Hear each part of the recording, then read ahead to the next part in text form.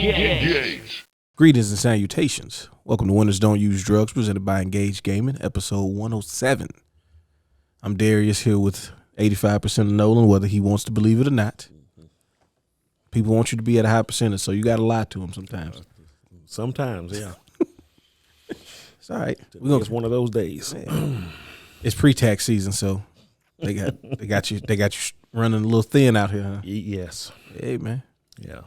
People sending in documents when you request it, or they just yeah, they still doing that. Okay. Yeah. Hey, new year, new me. How you doing, Zach? We good? Yeah. That's good. Yeah. I'm Feeling awake. good?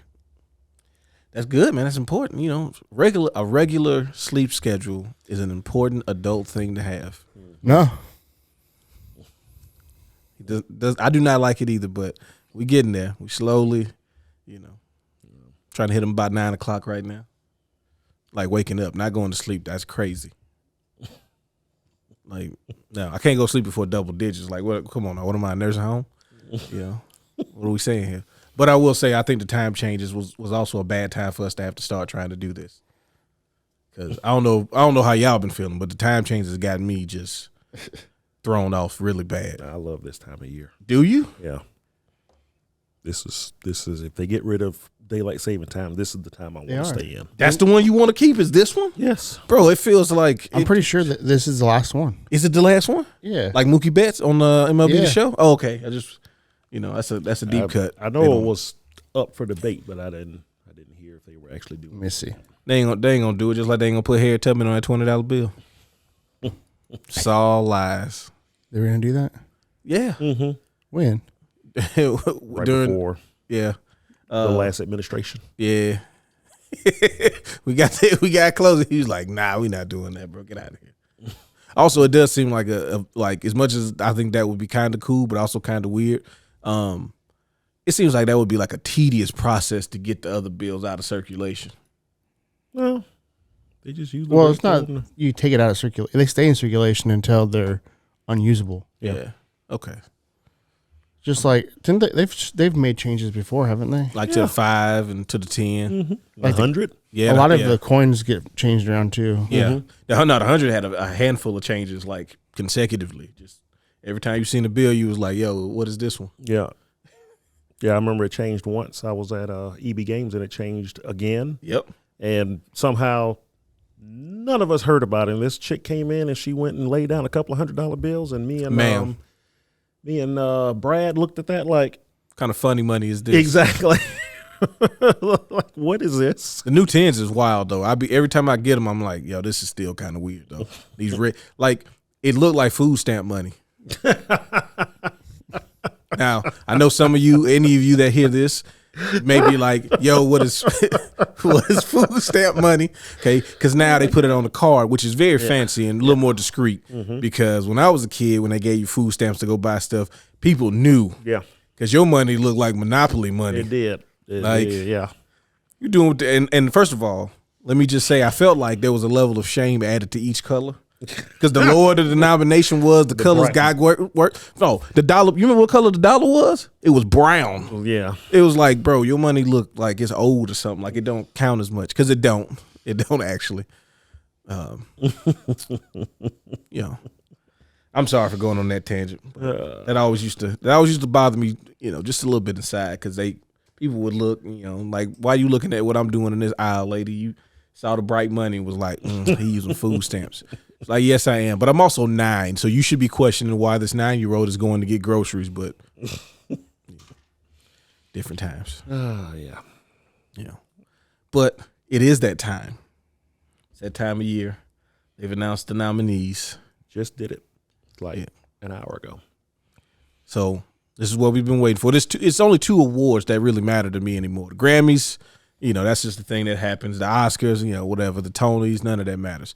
It is the Game Awards and also the Layer 2 Nasty Awards. Okay, those are the 2 awards that those 2 award shows, they matter. One of them's not a show, but it is. Yeah, it is. We gonna make it a show. It will be. Yeah, It's a podcast show. You can do it live. We're gonna do a live Layer 2 Nasty Awards. We'll see. You don't want to commit to that now? I mean, it sounded good, didn't it? I mean, I'm not the one having to produce that. But, Yeah, that's true. That's but true. I would like to. You like to be the one that produces, or you would like Well, to? no, I'd like to do it live. Okay. Sure, we can make it happen. Yeah, we can make that happen. I like this. It was like this is like bottoms up, or like what is this? Least to Yeah, most we'll anticipated? end with game of the year. Gotcha. Okay. I like So I guess we're ready to go right into it. yeah, man. Let's go ahead and talk Sure. about it, man. All right. So the first category is most anticipated game. That's actually a really tough category. So what are the nominees? We got Final Fantasy VII Rebirth, Hades 2, Like a Dragon Infinite Wealth, Star Wars Outlaws, and Tekken 8. Some tough stuff right here, man. Invalidated. Invalidated what? Oh, because of what's the honorable mention then? Let them know. What's the most Where's Homeworld? where it should be, not on the list. Where's Homeworld 3? Come on, man, you're killing me. We already Delayed. starting off on a bad foot Killing for me. you. It won most anticipated game at PC Gamer. Yeah, How but was it these- not on this list? That magazine is over. Huh? That magazine doesn't exist anymore. It's a website There's a website now, and a but Twitch stream. That's where I saw it. It might be a magazine, so I don't know. Magazines are well, dying. they're But there's e-zines. definitely a website. and a They're Twitch stream. e-zines now, so you know it's a little Yeah, different. yeah. Nah, I feel you. But this, I mean, even Homeworld aside, Homeworld aside. Homeworld aside, because that's clearly what Nolan would have voted for. This is a tough list. Yeah. I mean, for me, it's between. Me, it's easy. I don't know why I thought Hades 2 already came out, but I didn't realize. I thought there was a game that looked like Hades 2. I didn't know we actually got Hades 2. Yeah. But we're gonna get it. Makes yeah, sense because though. the trailer looked like something else, and I remember right before it showed what it was, like, wait, is this Hades? Yeah. For me, it's between Star Wars Outlaws and probably Final Fantasy VII Rebirth. What about you, Zach? Mine is easy. It's Star Wars. That's my most anticipated game. What I think will win this category is probably Final Fantasy. Yeah. I don't know. That's a Final Final Fantasy to Fantasy, lose right there. You know me personally, it's probably gonna be Like a Dragon Infinite Wealth because I've been playing Like a Dragon, the man who erased his name, which they put on Game Pass. I don't know if you know that. Oh, it's on Game Pass? But I it didn't know. it got me by surprise last week. I'm at like the last few chapters because I've been raw dogging that. I haven't turned anything on this week. I played about 15 minutes of Street Fighter all week. Anyway, go ahead. Yeah. But yeah, but Star Wars Outlaw, man, it has a chance to be something really good. It looks good. Looks really good, right? And the non like movie based stuff like Jedi Fallen Order and Outcast. That's not Outcast. What was the other one? Whatever last the other one? Yeah. Jedi Survivor. Jedi Survivor, There you yeah. go. Like that's been a great addition, I think, to the Star Wars gaming universe, and this looks like it has a chance as well. But yeah, for me, it's Like a Dragon Infinite Wealth. But it's just Final Fantasy's to lose though. Yeah. Should be anyway. Probably. All right. The next one is best adaptation. All right, you want to do the nominees? 'Cause that's tough. Hmm? You want to do the nominees? Oh, just say them out? Yeah. Let's see. We got Castlevania Nocturne, Mm-hmm. Gran Turismo, The Last of Us, the Super Mario Brothers movie, and Twisted Metal. So this is just Twisted Metal, right? You know, I still haven't watched that. Have you watched it? No. Oh, It looks horrible. I've heard it too. I've heard the people like if you actually watch it, people have enjoyed it. Yeah, I hadn't it heard a lot of looks people fun. say it's not bad, but people Yeah. just didn't. I don't think people watched it, but it's and then Because that trailer was ridiculous. Yeah. Like, why was that what they chose to show? Why did they film that? Anthony Mackie, man, you gotta. I feel like he'd be having creative control or something because he'd be always part of like weird things. Well, I thought it was funny was dang it, what's the clown's name? Sweet Tooth. Sweet, yeah. You know who plays him? Just Samoa Joe plays his physical body, Yeah. but Will Arnett does his voice. Yeah. I was like, that's Samoa Joe. Huh? Yeah. Oh yeah. He constantly every once in a while posts a picture of himself as Sweet Tooth. Like he's really happy about that, which I don't blame him because get that check first off. Gran Turismo shouldn't be here, right? I mean, what else is there? Why, They could why have just had shouldn't it four. be They here? should have just had 4 people on the category, bro. Like what are we doing? Like I'm sorry. What is Sony doing? Like you'd have to put a bunch of money to that. Like yeah, it sounds cool. You know what? Honestly, that would have been better if they'd have just did a documentary about the actual person. Because that would have been more. That would have been more interesting to me than a movie dramatization. That doesn't promote synergy. Okay, They so come to watch the movie, and then they like the movie, they buy the game, and they like then spend the microtransactions. and then do all the microtransactions. Okay, yeah, that's not happening anymore. That's synergy. Exactly. Yeah, no, people went and played Forza Motorsport, but Aren't they about to expand Gran Turismo or something? I thought I heard something. I don't know. what are they gonna do? A battle royale? Hey, you say that. And there it is. No, this I haven't seen the new Castlevania. The first one was amazing. new Castlevania is really good. Really, really pretty good. good. Yeah, I mean, like if you like the first one, it's more of that. So this one knows though that it's gonna be more. yeah, Though, because like the original series always ended at a spot that if they didn't come back, it could be a good end. This one knew they were coming back, obviously, because it kind of ends at a spot where you're like, well, that's kind of a bad place to stop. But yeah, they leave you, they bring you all the way up here, and then like you said before, it was like they'd get to like a crescendo and they'd conclude it and be like, all right, and then this one was like, we getting there, right? You right there, and all right, well, we got to come back later on for the rest of it. We'll see you later. That last scene, Yeah, they did. They was I still would vote Super Mario movie. Yeah, probably. And that's probably what's going to win. Although I hear The Last of Us has a fan base. Like they own it. So if you like that crap, yeah, sure. come on, man, don't hate on me. I've just never been a big fan of the game, but I hear Really? No. Yeah, he has an issue. You have an issue with it? I don't have an issue. It just. Yeah, you don't like it for some reason. I mean, yeah. I just feel like, I don't dislike it. I just now, if you were saying that about the second one, I understand that. But the first one was a masterpiece. And see, I get turned on because I don't hate part 2 the way everybody else does. I just don't have a feeling about it one way or the other. You're just a hater, to hate. big time hating right there. No, I felt like the way that game was designed, that it would have been something that you would have really like enjoyed. No. Yeah. I don't really like, zombie games. Like the RE games. Not are pretty really much a zombie game. I know that's what everybody says, but at the end of the day, it's a zombie game. It's a zombie apocalypse. They're not zombies. You don't like the setting then? Is that what it is? They're spore probably. people. Yeah, they're clickers. They got spores. I know. That's different. It's a fungal infection. I get it. Still makes you violent and like you eat people, but you don't eat people. But you do be kind of eating people. Mm-hmm. It's different. No, it's gonna be Super Mario. But yeah, for me, that movie was just ridiculous. It's better than I think anybody thought it was going to be, and without it made its own kind of world of it without making it stupid. Yeah, and it worked. Now we're getting live action Legend of Zelda. You seem a little tight about that. No, I mean, nervous? You nervous? Yeah. That's the word I'd use. Nervous excitement.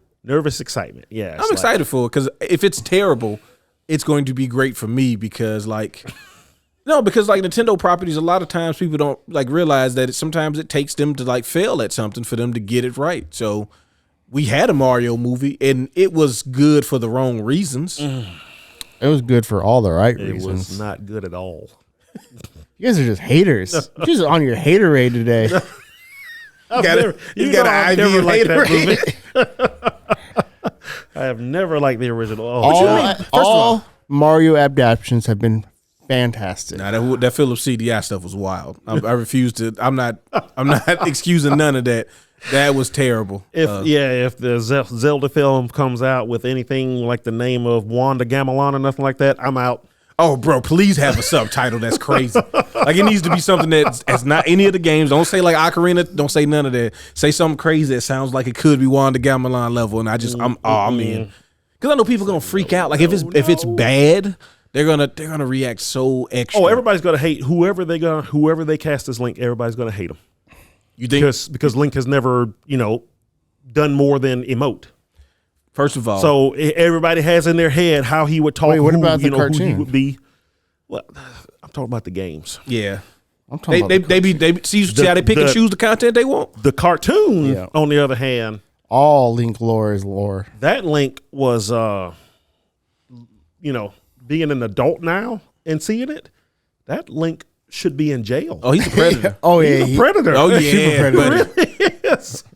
We had to play it here, and it was like, oh yeah. Like every time I watched it, I was like, hey, first of all, like when you say kiss, you trying to get a kiss? Because it feels like that you using that as like a euphemism for like something way more. Yeah. And she's clearly not interested in And that. he's pretty forceful about it at times too. Like, Got this master sword and this master shield. I feel like I'm entitled to certain things. Yeah. No, I feel like when they cast Tom Holland as Link, there would be an outrage. Is that who they cast? No, but that's just one of the people that somebody's Yes. like, I bet they Yeah. cast somebody like Tom Holland. Yeah. Why Because would people be upset about that? He's a good actor. they don't want.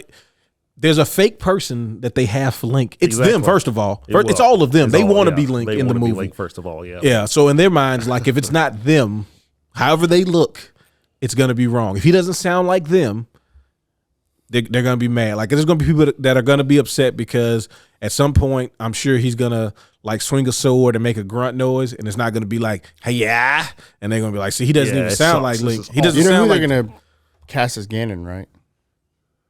Greg Robinson. Idris Elba. That'd be pretty cool. That I would be enjoy pretty- that. Actually, I just came up with It's this. gonna Like, be you know what? Dwayne The Rock, the Rock Johnson. Bro, he would be an incredible Ganondorf. All you gotta do is put makeup on him. You don't have to put any CG on him and stuff. He's huge.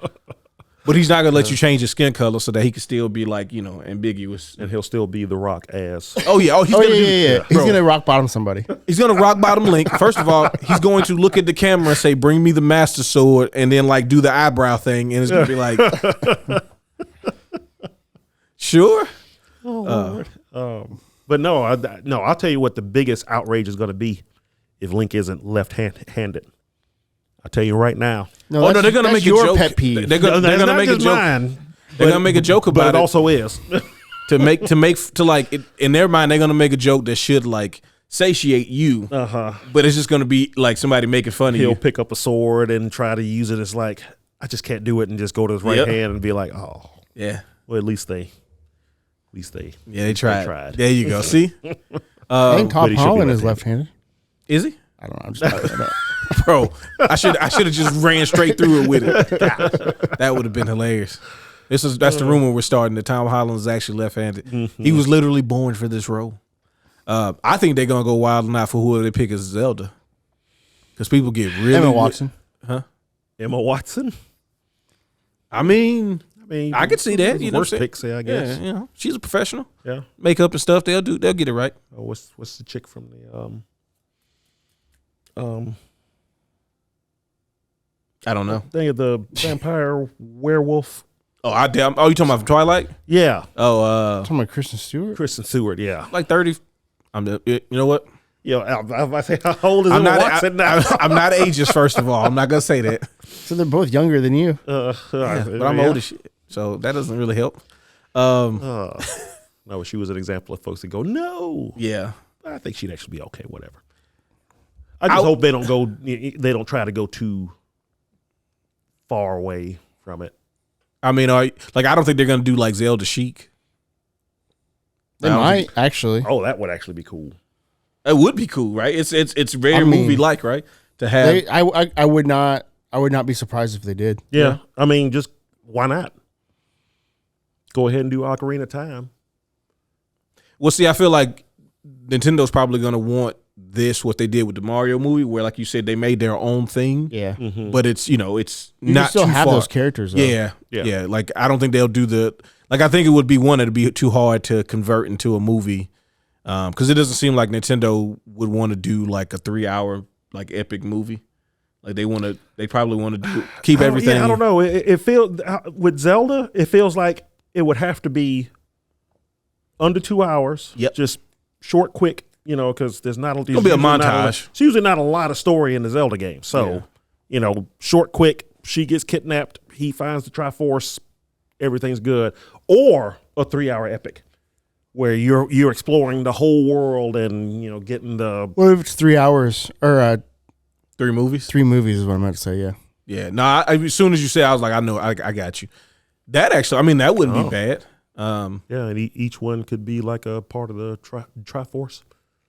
The first one is the. All right, so this whole episode is going to be about. Yeah, we've been on this category for a long time. We're going to stop. We're not talking about the Game Awards anymore. Let's go ahead and make the Zelda's Make movie, the Zelda movie real quick. and then we'll do this later. We can talk about it more next week. Yeah. All right, let's go to the next category. Power, courage, and wisdom. Just saying. Best multiplayer. Yeah, this was interesting. Whew, that's a tough. All right, the categories When they brought are. it up. The categories, you mean the nominees? Yeah, you know The what I mean. nominees. I'm gonna say the categories every time because my brain is broken. Yeah. The nominees are Baldur's Gate 3, Diablo 4, Party Animals, Street Fighter 6, and Super Mario Bros. Wonder. Now, I remember when they brought up the category this morning, I remember thinking to myself, multiplayer. I was like, I bet you Baldur's Gate 3 is going to be in there, and it was the first one. Yeah. So that wasn't a surprise. None of these are actually a surprise because I was like, well, how many? What other multiplayer game came out this year? There's a lot of them technically, but as far as the bigger, like the bigger names, yeah. I'm looking right now because I'm curious. Because as soon as I saw Starfield, Party Animals, I'm like, there's not a better game you could have put on there. Yeah, I mean, but I also feel like they're trying to get different categories of multiplayer. Yeah, Right, but there's not a single shooter on there. Oh, that's true. I mean, Shooters are dead now. Modern Warfare 3, folks are not pleased. I mean, That's not the only shooter that came out this year, is it? I'm hearing. no, I don't think so. I think there had to be another one, right? I mean, was there I'm looking right now. brand new one? I'm so used to like shooters just popping out and dying and popping out and No, dying. I thought about that. It was like, I mean, there's plenty of them that are still being played, but did any of them come out this year besides Modern Warfare 3? I'm looking right now. Well, As far as this category goes, I mean, my vote goes probably either, honestly, any of these except for Party Animals. well, I think that if I think about where it says gameplay and design, This is for outstanding online multiplayer gameplay and design, including co-op and massively multiplayer experiences. so I think like I want to say Street Fighter 6, but I also know that like obviously this is fan voted, but I think Street Fighter 6 as far as what it did for a lot of the fighting game stuff, I would say yes, but also that's more of the best fighting game category, not necessarily just multiplayer. Because I don't think there was really a lot of stuff that was like pushing it multiplayer style, right? Like, sure, Right, it's you the had, same that we've had for the last yeah. 20 years. And then that's so I look at Diablo and I'm like, you know, what did they do new for the multiplayer aspect of Diablo? And it's like, They actually did a lot. well, You didn't really have the integrated multiplayer that they do now. yeah, that's true. And you can play with anybody. You don't have to be in the same part of the story. Yeah, now you know it. You can, yeah, I think, and they added the PvP zone. Yeah, I mean, Diablo might have done the most this year with multiplayer. Because Super Mario Brothers Wonder, like, it's not bad at all, but it's also It's been done before. it's been done before, especially because the only thing that they really implemented was you can do like the ghost stuff where like people are in your game but not in your game. Like a Dark Souls type thing. Yeah. But it's like everything else about it is kind of the same as far as what they've been doing with a lot of the deluxe stuff. Everything else about the Mario Brothers Wonder itself is like a lot of new, fresh stuff, but the actual multiplayer is kind of the same. And Baldur's Gate, like, again, I know people really love what they've done with Baldur's Gate 3, and I think it's an incredible game, and it's probably going to win a lot of stuff anyway. But the multiplayer didn't seem anything different than what they already done with the Divinity games. Right. Like it's still a game that the functionality of the multiplayer doesn't really change what's going to happen in the game. Like all of that stuff is the same in single player or multiplayer. So yeah, I think Diablo might have it. And Party Animals, like the only downside to me with Party Animals is that Gang Beasts already exists, and I didn't really see anything that was different with Party Animals. And there's a bunch of those types of games that just came out too. Mm-hmm. So I don't know. I thought that was a weird inclusion. You didn't find no other shooting games, did you? I mean, Redfall, Yeah. but I mean, you really want to put that up for best multiplayer? no, because I don't think anybody even plays that game anymore. I mean, No, it did. me and him played it, and Yeah, that's about it. yeah, Like we might be the only people. Armored Core, but nobody really could play the. Yeah, it's not for the multiplayer. yeah, it's not for the multiplayer. Multiplayer was clearly an afterthought on that game. Yeah, there really maybe wasn't 7. any shooters outside of Call of Duty this year. Yeah, That's wild. Which did qualify because Payday 3. but nobody really played it. I didn't really see Yeah, it was anybody funny. It play seemed like a lot of hype behind that game, and that came, it came out and because it's on Game Pass. They didn't do a lot of advertising behind it. There Yeah, was they a lot only- of hype from like when they showed it at like the Summer of Games and stuff like that. But then they did no advertising. I felt like they just felt the hype would carry it, and it just didn't. That and when the game came out, the response to it was not very good.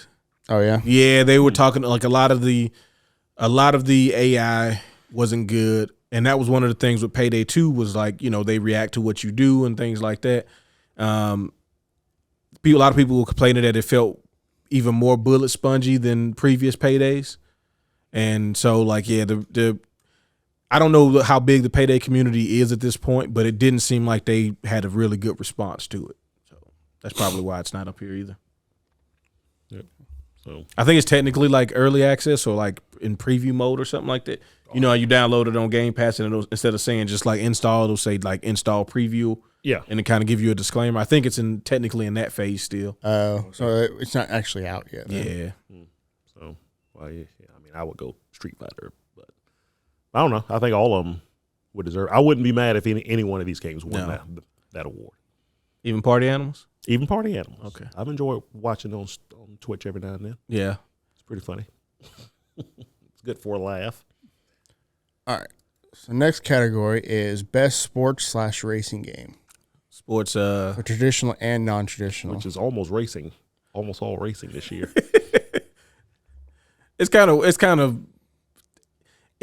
It's indicative of the sports category that you don't have a bunch of sports games. It doesn't have its own category, first of all. Well, they just, between EA and 2K, they pretty much own all the sports. Yeah. What are the nominees? EA Sports FC 24, which is the new version of FIFA. F1 23, Forza Motorsport, Hot Wheels Unleashed 2 Turbocharged, and the Crew Motorfest, which we could have sworn that was just an add-on to the Crew, but apparently it's its own release. Its own thing. And I've only heard good things about it. So I could be biased, but I honestly this year's 2K, NBA 2K should be on here. Yeah. I would have never advocated for it to be on in the previous years, but this is the year that I think it should be on it. No, I think because it's a of much what better they've experience. done as far as the gameplay animations and everything feeling fresh. And I feel like you have more control over what's happening on the court compared to like even last year's version with the way the animations and stuff really work. so I feel like that was kind of a weird snub. But I don't honestly, this category is so weird because they are games that are usually put out every year. Yeah, a handful of them would be. Like the F1 games, usually there's one every year. The EA Sports FC is a yearly release. There's usually a version of Forza every year. This one's just Usually every other year. Just about every other year. Yeah. The Hot Wheels Unleashed thing. I think the game is actually really good. Like I played the first one, and it was really fun. And they just kind of did more with that. Plus, I think they have like the creator track now. There hasn't ever really been a bad Hot Wheels game. Like I remember the ones on PC and on like the 64 and PlayStation, like they were always really solid games. It's also Hot Wheels, so never gonna be taken as serious. And like you said with the Crew, they seem to have a strong enough fan base to have releases of things. Every time I look at, I don't know. I just always feels like it's just not quite Need for Speed. So let me ask you this. It says for the best traditional and non-traditional sports and racing games. So would Blood Bowl 3 not be considered that? Oh, snaps. Well, Blood Bowl 3 also had a very, very rough launch. But it's really good now. Yeah. It still hasn't caught up with the actual rule set. It won't until the December patch. But yeah, no, I like that too. But it didn't make the list. I forgot Codemasters and I forgot EA bought Codemasters. Weird, isn't it? Yeah. But I remember thinking, it's like, oh, are they going to make the F1 games now? Yeah. Yeah. That made a lot of sense. So, yeah, I bet you it's really good. Yeah, and that's like both EA Sports FC and F1, right? Those games are going to come out every year. But, like, the F1 game is really, really, like, critically acclaimed. Like, people really like, especially when, like, Codemasters doing it, they really responded really well to it. So, They're tough category. More than likely, it'll be between FC and F123 just because of the fan bases. More than likely, FC will win. Maybe Forza too. Yeah, could be. Maybe Forza. Yeah. I don't know, man. Like I said, this category is kind of Toss weird. up. I want Hot Wheels to win, but you know. All right, let's go to the next one. We got best sim/strategy, game focused on real time or turn based simulation or strategy gameplay. The nominees are Advance Wars 1 and 2, Reboot Camp, City Skylines 2, Company of Heroes 3, Fire Emblem Engage, and Pikmin 4. So that's funny. Advance Wars technically it qualifies for this because it came out so late. I forgot that it even came out. We never even played it. The City Skylines kind of sneaked in here at the last second too. Mm-hmm. But I haven't heard anything bad about it, which to me sounds like a good thing because last time Performance issues is what I heard about. is it still performance issues? Yeah, I know they. I think they released a patch or are about to. They're supposed to fix at least some of it. Apparently, they went with they like humans that walk around on street level. Oh, really? Apparently, all have teeth and separate eyes, separate eyelashes and stuff like that. It was like, what are you doing? Oh, they put a bunch of resources into something that apparently that's like what kind of bogged it down. It's like trying to. Even though you can't see it, they're trying to fully render. Yeah, that's funny. Yeah. They must have been really excited to put them humans in the game. Probably. Yeah. Company of Heroes 3, didn't that get like a really bad reception? Yeah. It did. Yeah, it did. I was So why is it on this? Like that's what I don't get. It's because it's a committee of people picking and not. A lot of times they like to not listen to what people say. Like, I mean, what else could you put on this list though, outside of it? I mean, I'll look through these games. What I heard and what I saw is that it's not necessarily that it's a bad game. It's much like Skylines 2. It just didn't run well when it came out, and it's just kind of like plain. Like the gameplay is fine, but it's like nothing. I mean, I guess its Metacritic was an 81, so I guess it's not that bad. Now its user score is 4.7 out of 10. Oh yeah. That's what. And again, that goes to your point about it just not running well, and that'll tank a score. Yeah, I watched it the day before it came out. All the Twitch streamers that got like early access to it, and it was funny trying to watch them play it and not complain about it. Was it stuttering and stuff like that? Oh yeah. Okay. Yeah, it was bad. Yeah. And it just didn't. It's like I love the first two games, but there's just something. This one just seems like especially the first one. I remember playing it the first time, and it was just something special about it. It's like it was just a real time World War II strategy game, but just something about it that was just like pulls you in. Yeah. And like this one, it's just like, hey, here's a war real time strategy game. Have at it. It's like, oh.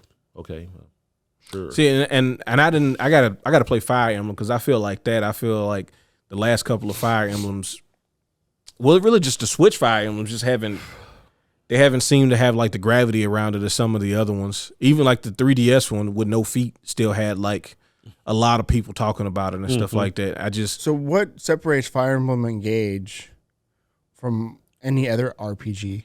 Like what makes it a strategy / sim game? Well, they're always stretched. Yeah, they're always tactical RPGs. Yeah, turn-based stretch. Yeah, but they're also considered RPGs, are they not? Yeah. Yeah, but I mean, you're still moving around. Yeah, moving the pieces on the grid makes it a strategy. Yeah. And I know we haven't said it just yet because it's like last on the thing. I guess Pikmin would be considered a real-time strategy. Yeah. Okay, because I just thought it was always like an adventure puzzle game. Yeah, it's kind of a hybrid. Yeah, because it kind of falls into that. But yeah, some folks might even call it an action game. But, yeah, managing the Pikmin, I guess, will make it real time strategy. Yeah, exactly. And I feel like that's probably going to win. I think it has as good a chance as anything else. Yeah, that would be my vote, just on the pure reception of it and the sales of it so fast. Because it's the best selling one in the franchise, right? Mm-hmm. Yeah, like by far. Yeah.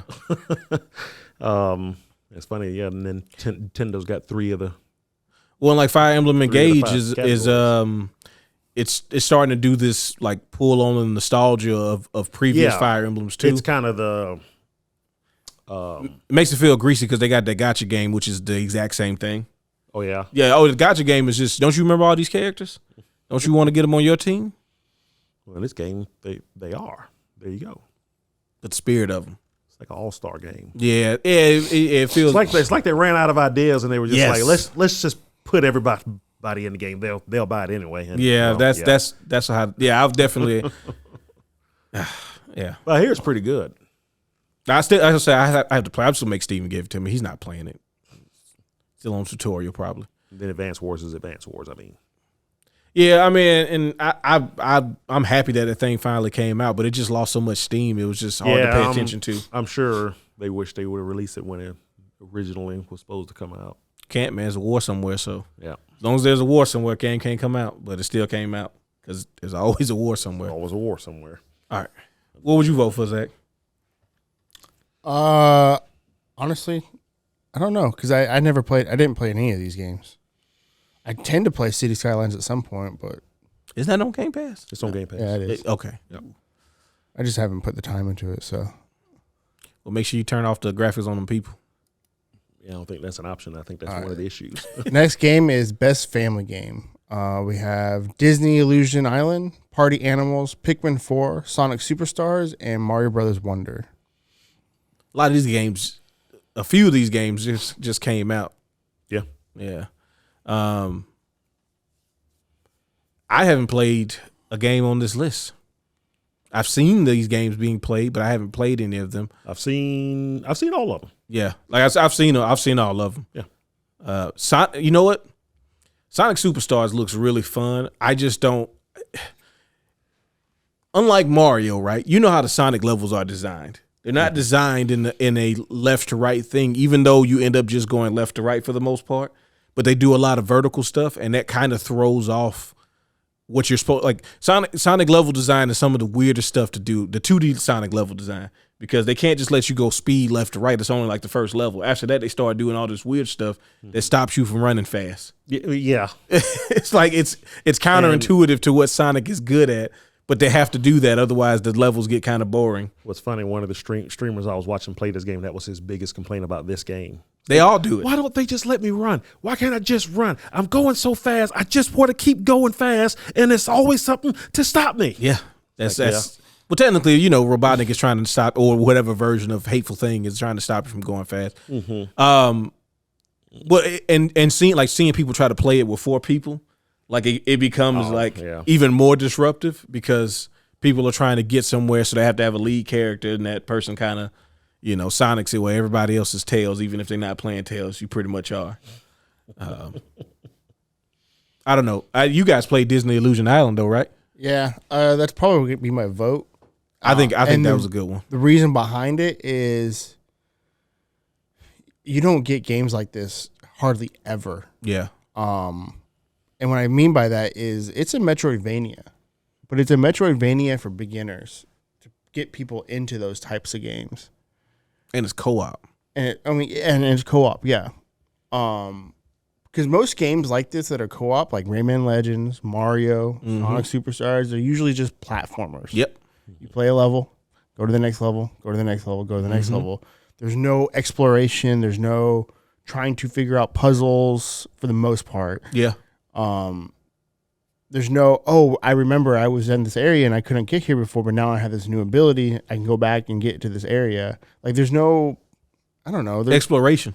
There's no memory to it. Yeah. It's not challenge you to do anything other than like fast twist jumps. Right. Just jump. Left to jump. right. Yeah, left to right and jumping. So, and we haven't had a game like this, and I can't think of another example that was supposed to be like an entry level into a certain genre. So, that's my vote. Yeah, I would say that game just because, like you said, it's so much different than what we normally get from those multiplayer Family games, type but games. also, like you said, beginner type games for any genre is usually Metroidvanias are usually like the last option. So that's pretty cool. Plus, like honestly, I look at this category, even though we don't do the Land Center stuff anymore. It's like, what game would I have introduced to a family looking for something to play that wasn't the standard Mario, Mario Party thing like that. I'd be like, no, play Disney. Yeah. You know the characters already, but this is a way you haven't really seen them. And it also has, when I first saw the trailer for it, I'm like, hey, this has the feel, like the vibe of the Capcom Disney games. Like, doesn't actually end up being like those games, but the idea of a Disney character game where the characters have to like do something other than like slap wacky comedy or something like that. Right. And it's not trying to be Kingdom Hearts, because that was the other thing with any Disney video games now. It's like, let's make it dark. Let's make it gritty. It's like, no, let's make it this everybody's dying. Like, no, let's have an adventure. So What you got, Noah? Mario Wonder. Yeah. it's a good. It's not a bad choice. It's Mario. It's like, Right. It's yeah. All right. So the next crazy that you didn't vote for Party Animals. Game that you love so much. No, I'm just playing. best fighting game. The nominees. But you had this fighting game, man. Okay. Well, for best game design, primarily around head-to-head combat. So we got God of Rock, Mortal Kombat 1, Nickelodeon All-Star Brawl 2, Pocket Bravery, and Street Fighter 6. No. Wait, Two of those games I have no idea about. Nickelodeon All-Star Brawl came out? It just came out. And I ain't gonna lie to you. Apparently they paid attention to what people were complaining about, because a lot of people are showing gameplay from it, and they're like, "Hey, this stuff seems kind of clean." Yeah, I watched the video games guys play it Saturday, I think. Nice. And it looked awesome. It's like I saw a really Plankton zero to death combo, and he did the up air, and he was like, "Stop jumping," as he finished him off. I was like, okay, I kind of rock with this a little bit. Now, I have no idea what God of Rock is. Yeah, not in the least bit. I hope it's an actual like fighting game. Yeah, because I'm still kind of upset about last year With Sifu? Yeah, it's a head-to-head fighter.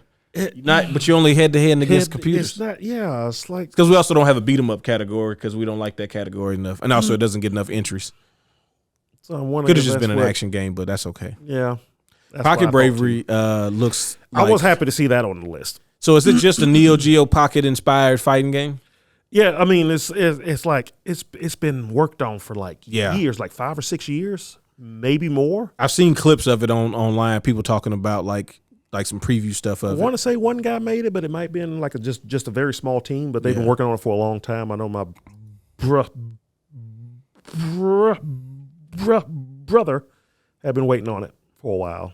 So yeah, I mean, but yeah, it's actually pretty cool. I watched a few folks play it when it finally came out, and so this is one of those games that I don't know why it's on here. God of Rock? Yeah, it has a 62 Metacritic. So why would it be considered a game of the year type game? I guess they had a hard time finding a fifth fighting game to put in there. Yeah, I feel like something came out though. It's a rhythm based fighting game. Yeah, I figured that's what it was.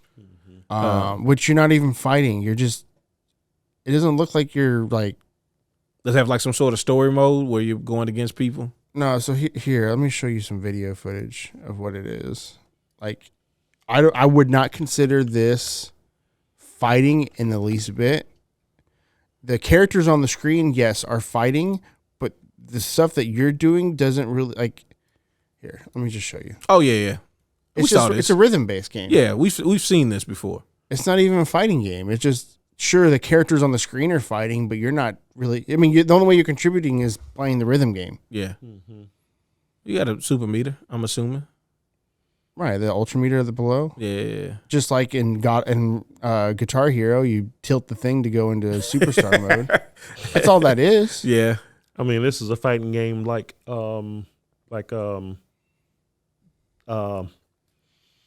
Gym Fighter. Puzzle. Oh, you talking about? Yeah. No, you're right. Gym Fighter. Yeah, Puzzle Fighters. Yeah, I wouldn't consider that a fighting game. It's just like a Tetris. Yeah. Just does fighting animations in response to you doing the Tetris stuff. Yeah. I don't consider that a fighting game. No. So yeah, I mean, and then MK1 is on the list, of course.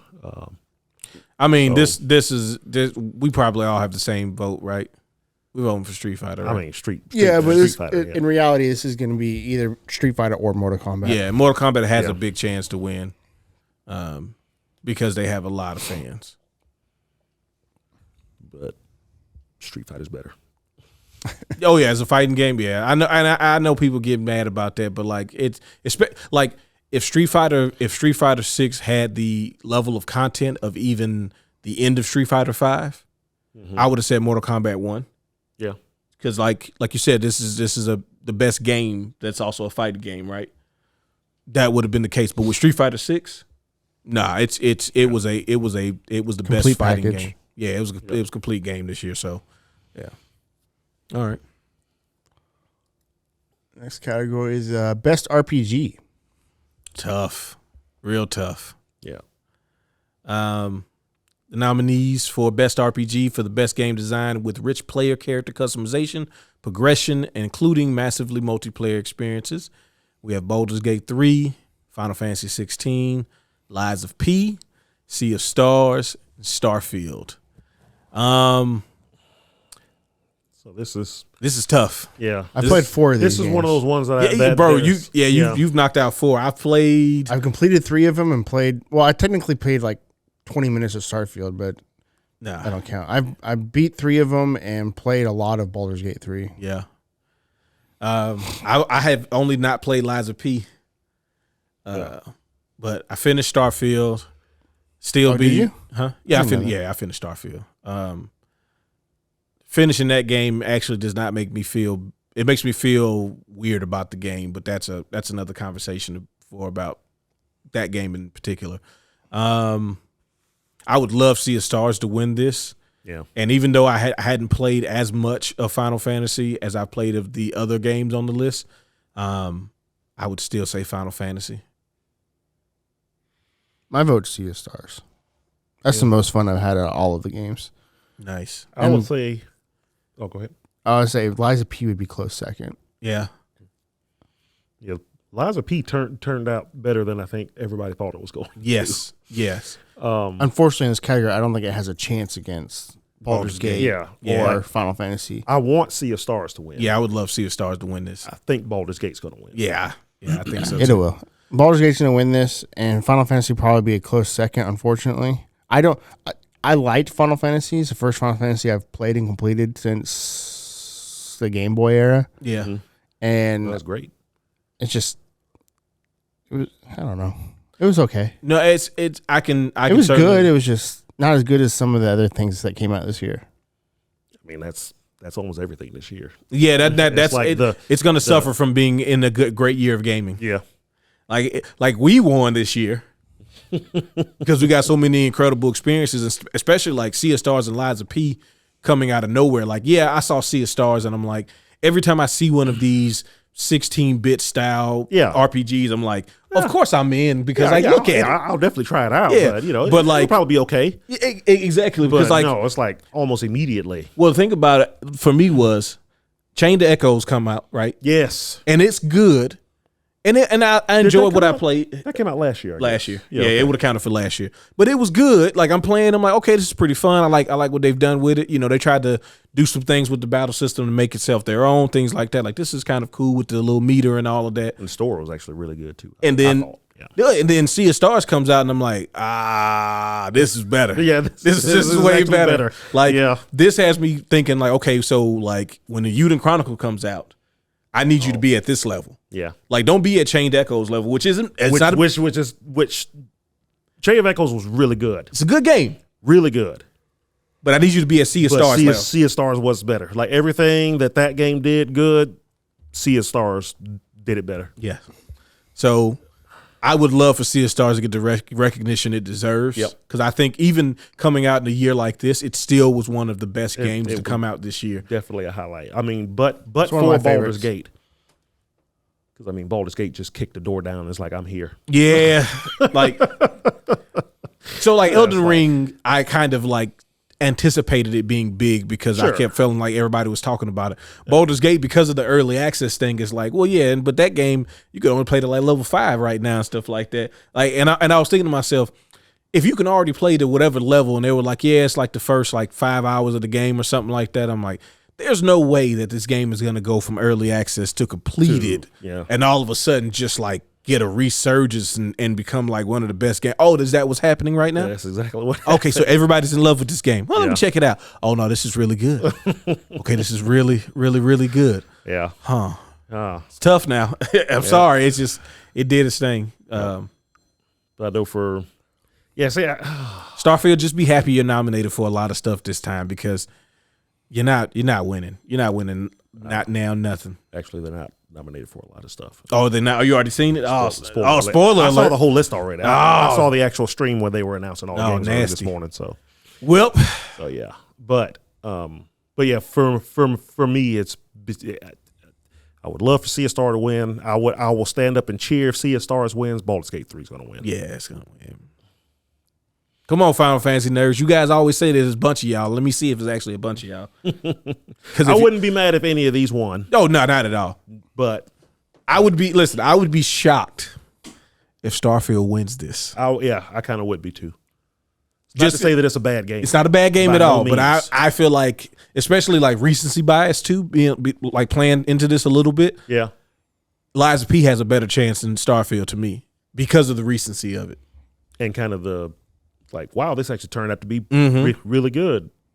Because much like Baldur's Gate, the kind of trial version of it came out and folks weren't really feeling it. There was a lot of men. There's a lot of, it's cool. Yeah. It might be cool. We'll see. And then it was like, hey guys, should really do this. Like that full version came out and it's like, hey, you know what? This Liza P is actually really good. They cooking over there. Yep. So it was a good year. All right. Next category. Best action adventure. Tough. Oh boy. This is where it starts getting tough. You want to read it out?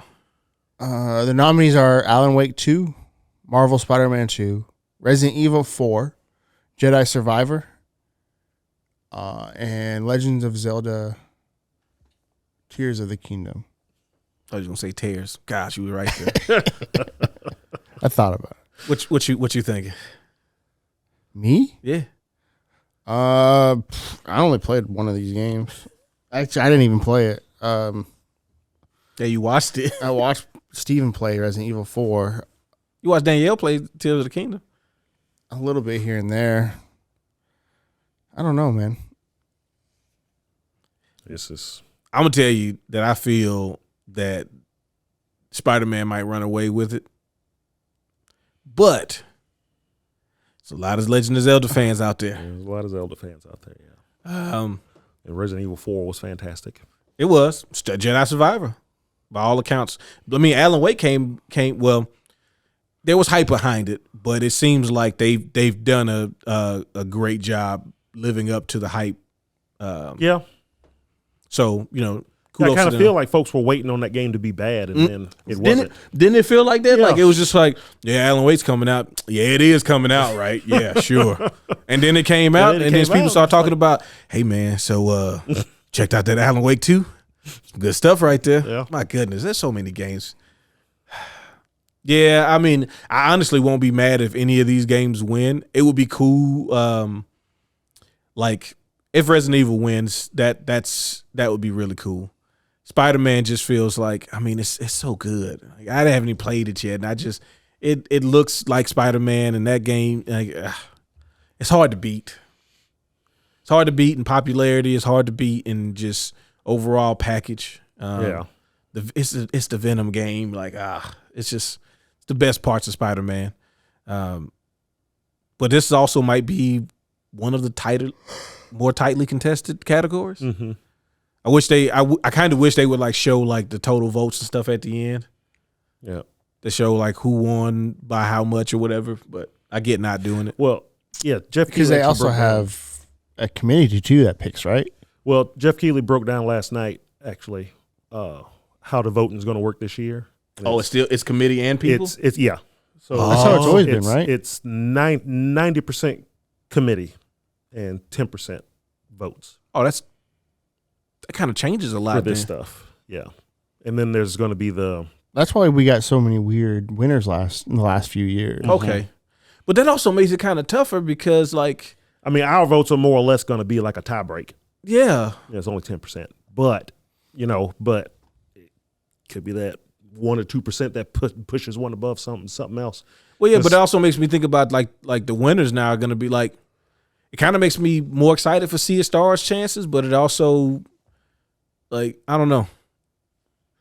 Committees making choices, I'm always a little iffy about. Right, who's on the committee? Yeah, who's on the committee? Yeah. What bias do they bring? Yeah. I mean, everybody's gonna have bias everybody's gonna have no one, matter what. But with if you do an open vote, Mm-hmm. like a fan vote, like you get I'm more of more- what I'm- the people enjoyed this year. Yeah, I'm more acceptable of the results if the game that you liked caused you to want to go in and vote for it, and like you enjoyed it that much to put the effort in. All right, cool. I can respect that. With this panels, it's like the Grammys and all that stuff. It'd be like, bro, y'all be picking Macklemore when Kendrick Lamar come out. Like I can't really respect everything you do the same way. It's easier to pay one person to swing or a couple people to swing a vote than it is millions of people. Exactly. And as obnoxious as the majority of people are most of the time, this is like the time I feel like you get to be like, you get to be loud about your thing because this is what you voted for and this is your pick. So, shout it out. Yeah. But anyway, I mean, I still will respect, for the most part what they pick because most of these games on here, I'm like, Yeah, again, there's not a game on here that if I hear wins, I'm going to be like, what? except for when Party Animal wins Best Multiplayer Game. That's going to be wild. Out of this category, I'd be surprised if Jedi won. Yes. I think it would be the longest It's shot. just I 'cause feel it- like it it has got the longest shot on overshadowed. this list. Yeah, It just got overshadowed when it came out. it kind of came out at a bad time. It came out right before Resident Evil came out. It came, yeah. Like, and then Tears of the Kingdom And then came out. Tears of the Kingdom. It's like, yeah, Tears of the Kingdom's probably going to win now. might have actually came out too early. This is the one time you should have delayed to next year. Yeah, or at least to summer, Yeah. where you would have been like the highlight. All right. Because really, you only been going up against what, Armored Core? Oh, if you wait till like August, yeah. Yeah. If you'd have did it actually in the summer, it would have probably been by itself because would have Street Fighter and Diablo came out at the beginning of the summer. Yeah, And Final Fantasy. Yeah. and Final Fantasy. Yeah, there was a lot of stuff right there, wasn't it? June was crazy. May, June. Yeah, the May-June thing was that was some tough days. then we got a bunch of trailers for a month and a half and then games started coming out again. We are going to be spoiled children next year. I want y'all to know that. Because once we hit to I'd say April, Yeah. that drought hits next year. Yeah. Unless Grand Theft Auto comes out, which it probably not. Probably not. Yeah, so It might, no, it won't. We should be getting an announcement on December 7th. Yeah. possibly. But all right, the next category. Maybe. I'm clicking you. Yep. Okay. All right. Best action game. All right. We have Armored Core 6, Fires of Rubicon, Dead Island 2, Ghost Runner 2, Hi-Fi Rush, and Remnant 2. So, one, I'm surprised that other games aren't in this category, but I understand they put them in the action adventures, so they didn't have to put it in there. I would like to say Armored Core. I don't know. I think it's a little tougher. Maybe Remnant 2. I feel like Dead Island 2 was kind of a dud. Well, it's weird seeing Remnant 2 here and not Liza P. with Yeah. it, 'cause since they're very similar games. I guess they figured Liza P was a little bit more of an RPG. Yeah, but Dead Island is more RPG too, because it's got a bunch of skill stuff that you do and level ups and all of that. Same with Remnant 2, right? Remnant 2, you have Yeah, it's, Level up it's the, system. yeah, it's the same as Liza P. yeah, Yeah.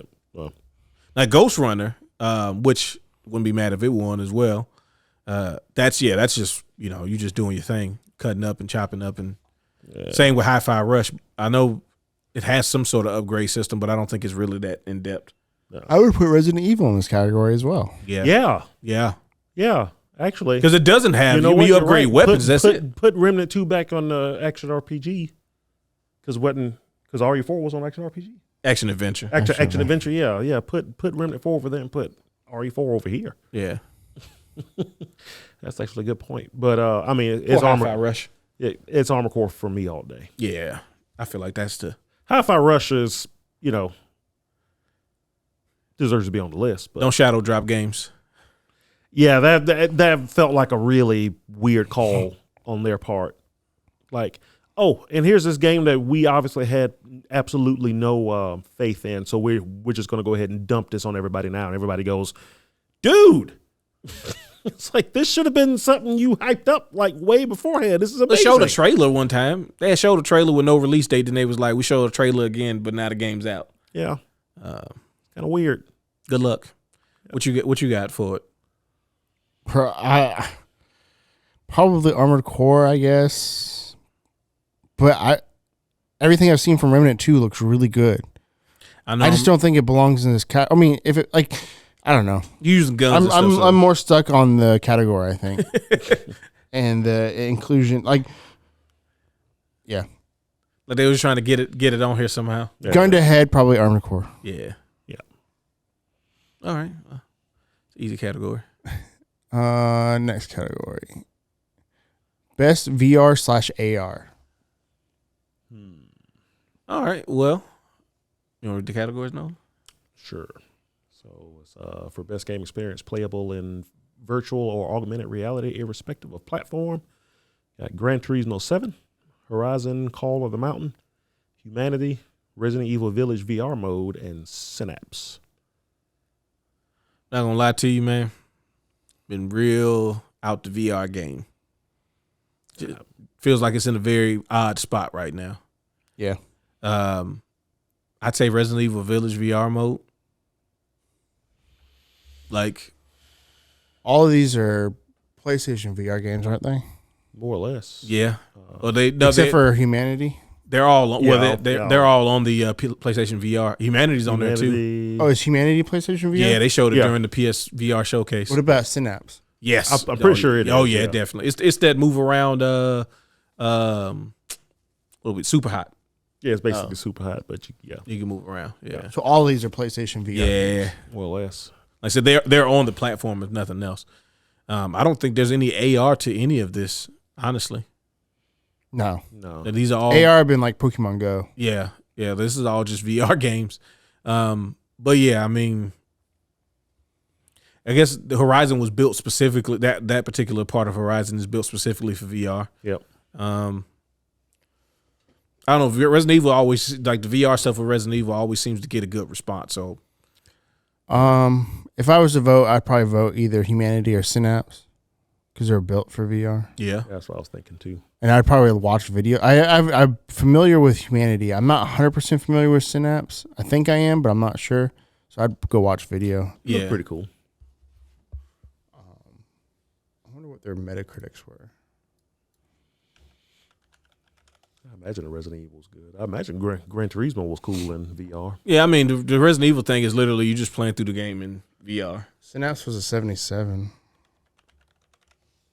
Humanity is like a puzzle. 86. Yeah. Yeah.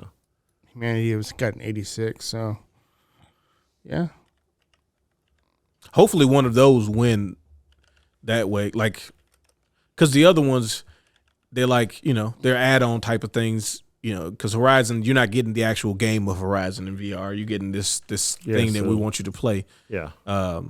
As opposed to, like you said, Humanity and Synapse, where they're actual VR experiences. So hopefully they get some shine. Because that's the other thing I like about the Game Awards potential is to expose people to franchises they hadn't really thought about. Yeah. So good luck, Synapse. All right. Next category. Maybe. Best mobile game. Okay. Yeah, Final Fantasy VII Ever Crisis, Hello Kitty Island Adventure, Honkai Star Rail, Monster Hunter Now, and what does it say? Terra Nil. Terra Nil, yeah. I'm familiar with like 3 of these games. Well, 4 of these games actually, because Hello Kitty Island Adventure, I know what it is. I haven't played it, but I'm familiar enough with it. Terra Nil, I have no idea what that is. I thought Honkai Star Rail came out last year. I thought it came out a while ago. This year. Was it like in open beta or something previously? Because I feel like it was available to play last year in some form or fashion. I don't think so. Oh. If it was, I didn't know. I know it was released this year though. Because it was like Genshin Impact spacey. Terra Nil is like a world builder. Yeah. Gotcha. Which should be by the name. Honkai Star Rail is like a turn-based RPG too. Yeah. So But it's a gotcha thing, though. Yeah. Yeah. Why isn't Street Fighter Duel on this? Is it because it released in the U.S. but it has been out for a while? It's been in China for like 4 years before that. Maybe. And then the Monster Hunter thing, they got like so many mobile Monster Hunter games, like licensed Monster Hunter mobile games. I wonder why Warcraft Rumble wasn't on here. Is that out? Yeah, it came out 2 weeks ago. Oh, snaps. That's the tower defense, right? Yeah, it's like tower defense, but you choose your units in real time. Yeah, they've done several games like that. There was the Gears of War game that's the same except for it uses bobbleheads. Like it uses Funko Pop versions of everybody. There's the Transformers one, which I think is one of the older ones. But yeah. I mean, they should that same concept. Final Fantasy Ever Crisis it's weird because I never even heard of it. So they made like pocket versions of Final Fantasy Rebirth and or what's the first? Is the first one Rebirth? No, what's the first one called? Intrigard or whatever. No. Remake, yeah. Because they did that with Final Fantasy 15, like the pocket version, and then instead of doing another one of those, this one is like a gotcha version. But you're replaying scenes from Final Fantasy VII Remake and scenes from Final Fantasy VII Crisis Core Reunion, which is like the remastered version. Yeah. But it's like when you're seeing the scenes, they're in like the chibi version, but then the fights are in actual. But it's like it's not turn based. It's the meter fills up and they auto battler. Oh, okay. Yeah, it's one of those. It's just another way for them to make money off the product because there's nothing like happening that's interesting or anything like that. I don't know what they're going to use to like quantify this, but it'd probably be Honkai Star Rail because Genshin Impact was doing the same thing. Yeah. What about Monster Hunter now? I don't know how much that's taken off. I don't know what they're using to kind of decide what the best one is. Because if it's just which one they like the most, then I don't know, how you decided. But if you're doing it off based on, if one of the factors that you're including, which I think you should in some cases, is like how much you see it kind of impact gaming, it'd be Honkai Star. Because it basically added itself to the same lane as Genshin Impact, which nobody thought they would be able to do. All right. Let's go to the next category. Best debut indie game. Let's see. All right. So best debut indie game, we have Cocoon, Dredge, Pizza Tower, Venba, and Viewfinder.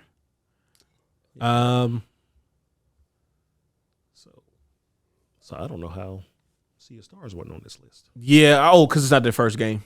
It's not? No, they made something else. Yeah, they made something before it. Oh, okay. I like their other game too. I was not aware. Now, I've heard of all of these games, and I've only heard good things about all these games, but I've never actually seen any of them. Well, no, I've seen Venba. I've seen Venba and Pizza Tower. They made The Messenger. That's what they made first. Oh, okay. Yeah, okay, and it's in the same world too. Yeah. Yeah, it's in the same shared Seems world. kind of weird, but okay. Now Venba, I seen a lot of people play Venba because it's like you make the different dishes and stuff like that with your family and all of that. Yeah. It's pretty cool. Pretty cool. Like I said, I've heard good things about all of them, but I've only seen actually one of them. Pizza Tower is goofy.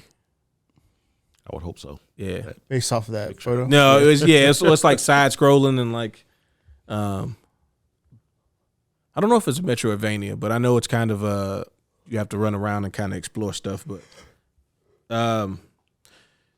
Dredge, don't know a lot about it. Cocoon, same thing. I watched a little bit on Cocoon. What's it like? It's a puzzle game. Okay. You go through different areas and solving puzzles to get to the Which next one? area. Cocoon. Oh, Cocoon. I remember wondering, it's like, wait, is that based on an old 80s film? With like, No, my boy, it's not. Well, I mean, if nothing else, hopefully this gets all of them more traction for being nominated. Yeah. But shout out to whoever wins. All right. Next category. Best independent game. So it's Cocoon, Dave the Diver, Dredge, Sea of Stars, and Viewfinder.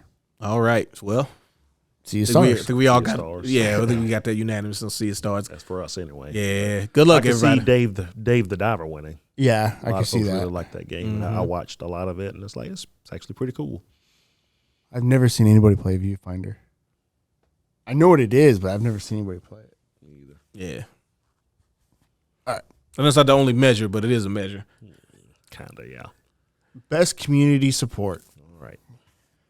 So we have Baldur's Gate 3, Cyberpunk 2077, Destiny 2, Final Fantasy 14. I'm sorry. Yeah.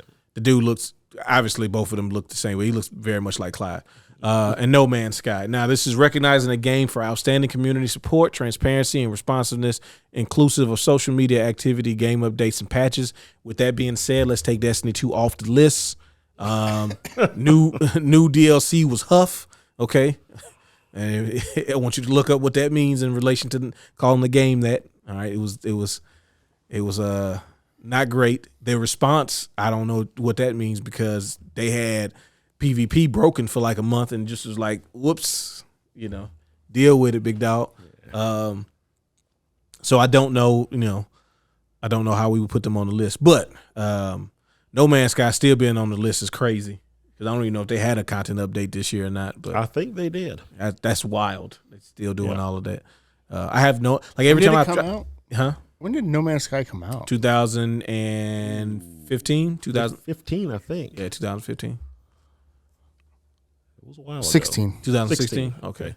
August 9th, 2016. Yeah. But that game isn't the game that I bought. And technically, yes, is it better? 100%. But it got so much going on, it does not have the calmness of the original No Man's Sky. There's nothing serene to me about that game. It's so active now.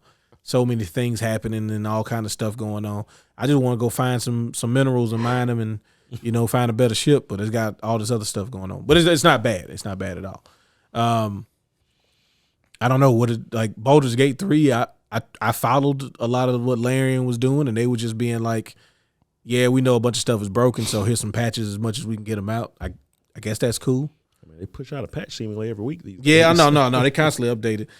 It don't fix what already went wrong in your game, though. That's the only problem. Yeah, stuff gets skipped because the game skipped it. You lost it. But I mean, they've been working on it for the last 3 years too, so with constant updates. Yeah. Mm-hmm. Cyberpunk had a really, really big free overhaul to their game. Mm-hmm. And Final Fantasy 14 is an award-winning MMORPG. It's supremely successful that you could play free for to level 20. I think. I don't know. I heard that somewhere. Something like that. Yeah, something like that. Yeah. I just say Destiny 2 shouldn't win. That's all. I don't even mind anybody else who wins this. Just not Destiny 2. Yeah, not Destiny 2, man. I'll probably go with Cyberpunk just because I'm just a huge fan of that game, and the updates make it feel like almost a completely new game. Yeah, no, that looks good. Like, as much as No Man's Sky, the updates over the years have fulfilled kind of what they showed you versus what it actually was. Cyberpunk this year, with all the stuff that they added to it, because I still recall like some of the first gameplay they showed and like some of the trailers or whatever. Oh, you're sticking there, your arms out the gun, you're sticking your gun out the car and shooting other cars and stuff, and it's like you literally only do that once in a set piece. Yeah, in a set piece in the very beginning of the game. But now, anytime you want to, just pop. Look at that pedestrian over there. Pop. Yeah, just the way they expanded the way you interact with the city, which to me still is like, for my money, is the best city ever built in a game. But I don't know. Los Santos is up there, but I understand. Yeah. Los Santos was pretty good. but I Night feel City is just what they've turned it into is a lot better than the original launch. Even like taking the functionality issues aside, like there was a lot to be desired. Even though it wasn't bad, there was a lot to be desired. No, I thought it was a great game when it came out, but I mean, shoot, even that first, like, you remember the first patch they did to it just to make it, not as empty. Because originally, when I first started playing it, you would be driving and there would be like no vehicles on the road. Well, yeah, certain parts. Yeah, like if you're driving out of the city into like the wastelands or whatever, it'd be like no cars. And then all of a sudden cars would just pop up. Yeah, like stuff like that was just kind of, it's like, that's kind of odd. And it made it feel like it was not as active. But like the stuff they've done now to where you can just come out of a building and look around and you just see a lot more vibrantness to it, the way they just have everything going on. And it doesn't seem like everybody's looking at you anymore. And the cops are more.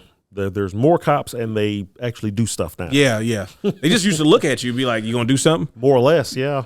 We think you're going to do something because you're the main character. So we'll just kind of stand around and wait for you to interact with something. Yeah. Now they actually patrol and respond to what you're doing more and all of that. The big boys come out there if you keep wilding out. Yeah, I saw somebody trying to do that the day the patch came out. That was his goal, to get what do they call like the anti the ones that show up in the airship. Anti-cyber freak is what I call them. Yeah, he tried to get them to show up, and he could not get his crime stat high enough. No matter what he did, it was hilarious. I think he finally did it though, because I checked back, and apparently he had finally got them out. But apparently it takes a lot to get Max Tech. Yeah, Max Tech. Yeah. Apparently it takes a lot to get them out there. So, but yeah, again, all of these, I guess, besides Destiny 2, according to you. Yeah. This is a throwaway category that's going to be done in the pre-show, so I don't really care. Oh, it definitely. Probably yeah. so. Oh, it's they're going to show a trailer, then they're going to be like, best community support, Destiny 2. Mother. No, don't send me a message. All right, when it happens, do not send me any sort of message, or don't acknowledge that it happened. Just move past it, bro. Yeah. All right, so best ongoing game is the next category. The nominees for this is Apex Legends, Cyberpunk 2077, Final Fantasy XIV, Fortnite, and Genshin Impact. I know who you voting for. It looks very familiar from last year. It looks real close to last year. Yeah. I think Cyberpunk wasn't on the list last year. No, it wasn't. So it's probably No Man's Sky or something. Or Destiny. Actually, it's probably Destiny 2. It's probably Destiny, yeah. I mean, I think consistency, I feel like I would want to say Apex or Final Fantasy. Because like Apex has consistently created more characters, and they're constantly trying to, like, they really take the competitive side of their game a lot more serious than like Fortnite does. And also Genshin Impact is just, they're just raking in money every week, so I don't know. Yeah, I still play it. But if I'm voting for me personally, from what I've actually played, I'd probably say Fortnite. Not because it's necessarily better. I've just put more time into it. It's just attracted me more. And also Cyberpunk just seems like it makes sense it being on the list, but also it still feels kind of weird being a single player isolated adventure. Yeah, and this is the last expansion it's going to get. So yeah, it's like is it ongoing? Because it feels like it's over. I mean, it's ongoing now, but it's over after this year. Yeah. I mean, they're already confirmed that they're already knee deep into the development of part 2. So, are they doing part 2? 2078 or whatever it's going to be called. Because the next thing is The Witcher, right? For them, I think so. Okay, all right. They're remaking The Witcher 1 and The Witcher 3 engine. Apparently, that is still a thing, and then they're supposed to be making a new one. Yeah. So we'll see which one of those happen first. What you would vote for out of this list? I mean, probably Genshin Impact, because I still play it. How about you, Zach? Don't care. Pre-show category. Next category. We relegate like 17 categories to the pre-show. We need time for the trailers, though. Games for Impact. Okay. For a thought-provoking game with a pro-social meaning or message. The nominees are, I was going to say the categories again. A Space for the Unbound, Chants of Sonar, Goodbye Volcano High, Tachia, Terra Nil, and Venba. I didn't realize Volcano High came out. Mm-hmm. Because that's the came out like June or something like that. Yeah, that's the rock band one. Yeah. Okay. I mean, this category seems so. My same answer extra. from the previous one. Venba? No. pre-show category. pre-show. Don't care. Yeah. Oh, it's that. This is. No, I think this would be on the main show. It usually is. It'll be the first one, maybe. I don't know. To be, I mean, they're all fine, I guess. I would probably go with either Goodbye Volcano High or Chia. Maybe even Venba. I like Venba. I don't know. Like food games to me, always like, I don't know. That game in particular gives me the unpacking vibes, where it's like you're playing it, but you're really just kind of like watching it unfold to a degree, and just like learning about the people. And I'm sure there's some stuff like that with these other games. Chance of Sinar just makes me feel uncomfortable. Feel like it feels cultish. I don't like when you can't see the people. When they got hoods on and stuff and you can't see them, makes me uncomfortable. Feel like you're chanting and you know, what are you chanting about? What are you trying to summon? Yeah. In the Chia game, I just figured, you know, it seems cool, but it's also, I just figured like it wasn't going to draw people in. Just because it's like, oh, it's a kid on the island and you can explore the island and interact with the people. But, like, I don't know. I feel like with new IPs, people aren't, like, excited to do that stuff anymore. But it's probably cool. Yeah. Good luck.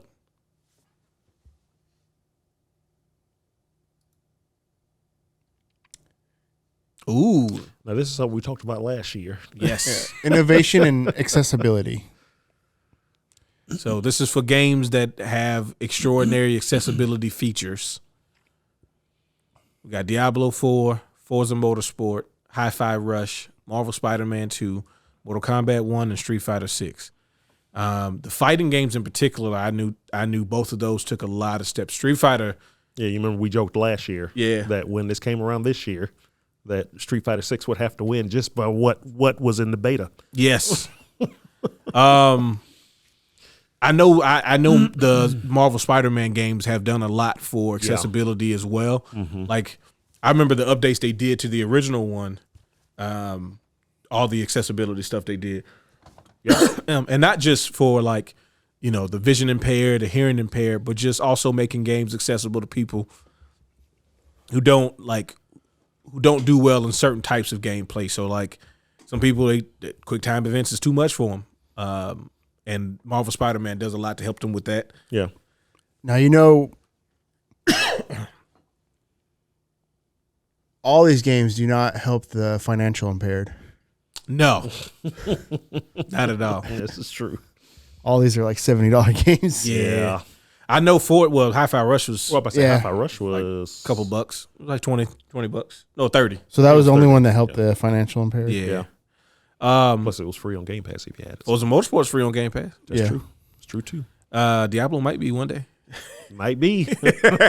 I know Forza did a lot. That last trailer that they showed, that gameplay deep dive they were talking about it. Like, they talked about technically, stuff. You can kind of get the game to drive for you if you really wanted to. If you're just trying to, like, I guess, beat the game, I don't know. Yeah. Kind of defeats the purpose. But also, you know, you want to feel like a winner. I'm just happy that more games are really doing it. Yes. Like all the stuff. Because, I mean, like the stuff in Street Fighter 6, you can play it with your eyes closed. Because some people don't have vision. Yeah. And so. Yeah, like hearing the sounds based on distance and stuff like that. Yeah, like that's pretty kind of crazy. Yeah. It's great that we can actually apply. Like, this is what technological advancements are supposed to be for, to make everybody's lives easier, but also for those who have some sort of, you know, disability, that they can still enjoy things and not feel left out with all this stuff. Like, this is what we need to use technology for. Now, this is a small part of what technology is generally used for, because the rest of it, as Zach pointed out, is usually for financial gain. You know, so. But I'd vote for Street Fighter 6 just because I know the depths of what they've done. Yeah, me too. Yeah, I'm holding firm from last year. Okay, but I'm glad that so many games have really gone in the direction of really going into it, making it easier for people to play. Yeah, not just subtitles, but all kinds of other stuff. Hey, but bro, we put subtitles in. What you want? Best performance. Okay. So we have Ben Starr, Final Fantasy 16. That's Clive, right? That's Clive, yeah. Cameron, was that Monahan? Monahan. For Jedi Survivor, that's the guy who he looks like. Idris Elba, Cyberpunk 2077, Phantom Liberty. Melody LeBird, Alan Wake 2. Nail Newborn, Baldur's Gate 3. Yuri Lowenthal, Marvel Spider-Man 2. That's Peter Parker, right? Yep. Okay. I forgot who Neil Newborn played in Baldur's Gate 3. I think he's the vampire. Yeah, no, he is. You can look at the eyes. They carried them right over. And Melanie LeBird is the other Saga. Yeah. The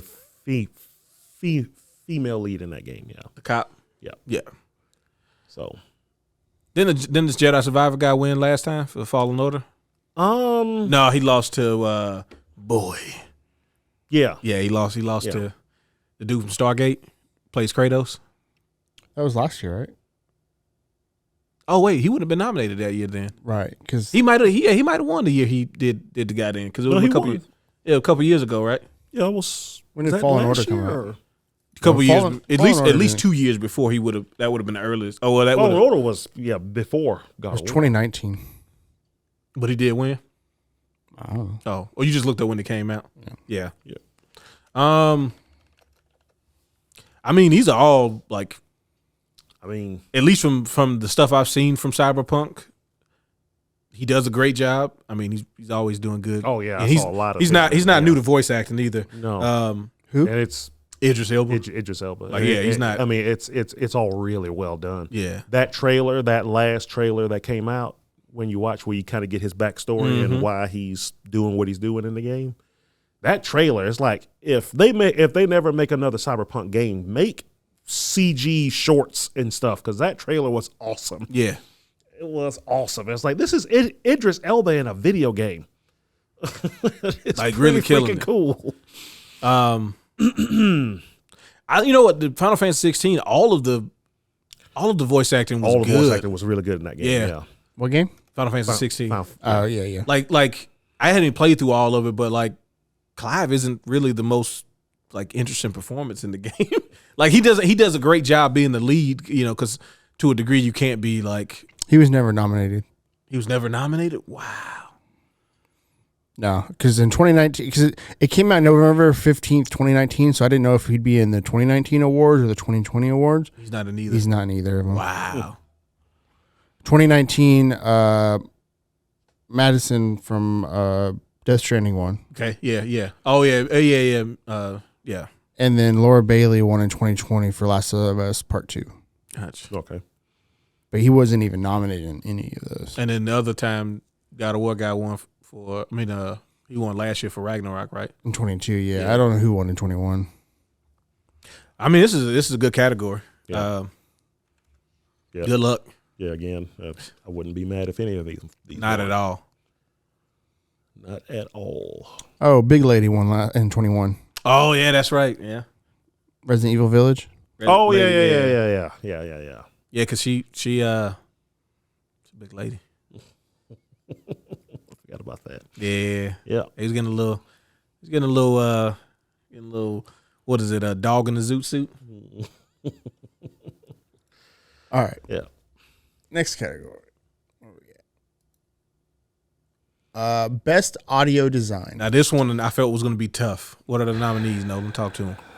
All right. So we got Alan Wake 2, Dead Space, Hi-Fi Rush, Marvel Spider-Man 2, Resident Evil 4. Now, I have a bias, but me personally, I would have loved to see an Armored Core in this one. yes. Because I thought when you're fighting an Armored Core, sometimes just the sounds around you was just amazing. True, when you're just walking around. Yeah. Just all the hearing like the sounds were really ambient good. sounds, but Yeah. also like the difference in how your mechs sound in closed spaces versus open spaces, just walking around. You can hear like the difference, the depths in the sound and stuff. There'll like be sometimes I'd be sitting somewhere and I wouldn't realize somebody was behind me, but with the surround sound and stuff, you can hear like the bushes rustle and the soft thuds, and it's like, man, it was so well done. But again, it was a packed year, so I understand. Hi-Fi Rush is based around like in music and stuff like that. So good luck. So my pick would be, I haven't played the remake of Dead Space yet, but if that was the original Dead Space, I think it would win that category still. Yeah. Oh, that's my pick. My pick is Dead Space. Because the original Dead Space out of this list, fantastic. Yeah. And I played the remake, and it just does as good. Oh, bro, it does. They, like I said, somehow they made the game bigger, and it makes it creepier because it's more space you have to deal with, and like the sound of the stuff. Like, if you know how they do the things in Dead Space, because I mean it's a remake, so you'll be on areas where they can come from different areas, and you're trying to listen because you're like, okay, I gotta sit in this room for the next 10 minutes because they're gonna swarm me while I wait for the thing to reset, because this is what y'all do in this game. So you're waiting and you're hearing like, and you're like, so let me look to the left, and like, it's fantastic sound design. Yeah, I imagine Alan Wake from the clips and stuff I've seen of people playing it. Has an incredible. Yeah, actually, I've seen some stuff in Alan Wake that was pretty good. Yeah. Resident Evil 4 had great sound too. Yeah, it was no slouch. Yeah, and but Spider-Man, even the first game, I think the sound design in that game kind of gets overlooked. It does, because there's a lot of nuanced stuff in that. Like, one thing I realized playing the first game, there'll be parts where somebody calls you and you talk to somebody. If you're just sitting still, you talk in a normal voice. But if you're swinging around, you talk in a more excited, elevated voice, which means they have to record every line of the game. Swinging and non-swinging. Swinging and non-swinging. Yeah. And I think that gets overlooked a lot. No, it does, because you're like, no, I'll be home in a little bit. Yeah, I just got to go take care of something. Or he'll be like, I'll be home in a little bit. It's like, that's kind of cool. I just kind of wish like maybe once somebody would go, "Are you okay? You sound kind of tired. Or you sound kind of like you're Russian. Russian." Yeah, it's like, no, I'm cool. But again, this is one of those. I think any one of these win, I'm sure it'll be fine. I would love for the Dead Space remake to win, because I feel like it's only got a few categories where it got a chance. For me, it'd be between Hi-Fi Rush and Dead Space. Yeah. All right. Next category. Maybe. All right. Next category. Is it the arrow or is it the word? It's before I say it is. What's going on? I can see what it's supposed to be. It's probably just slow everybody realizing. Oh, yeah. There we go. All right. Ooh. Best score in music. So, who are the nominees? Alan Wake 2, Baldur's Gate 3, Final Fantasy 16, High Rush, and Legends of the Zelda, Tears of the Kingdom. There we go. That little game. No one's ever heard of it. I'm biased in this, but I'll let y'all go. Man, this one's tough. Not to me, it ain't.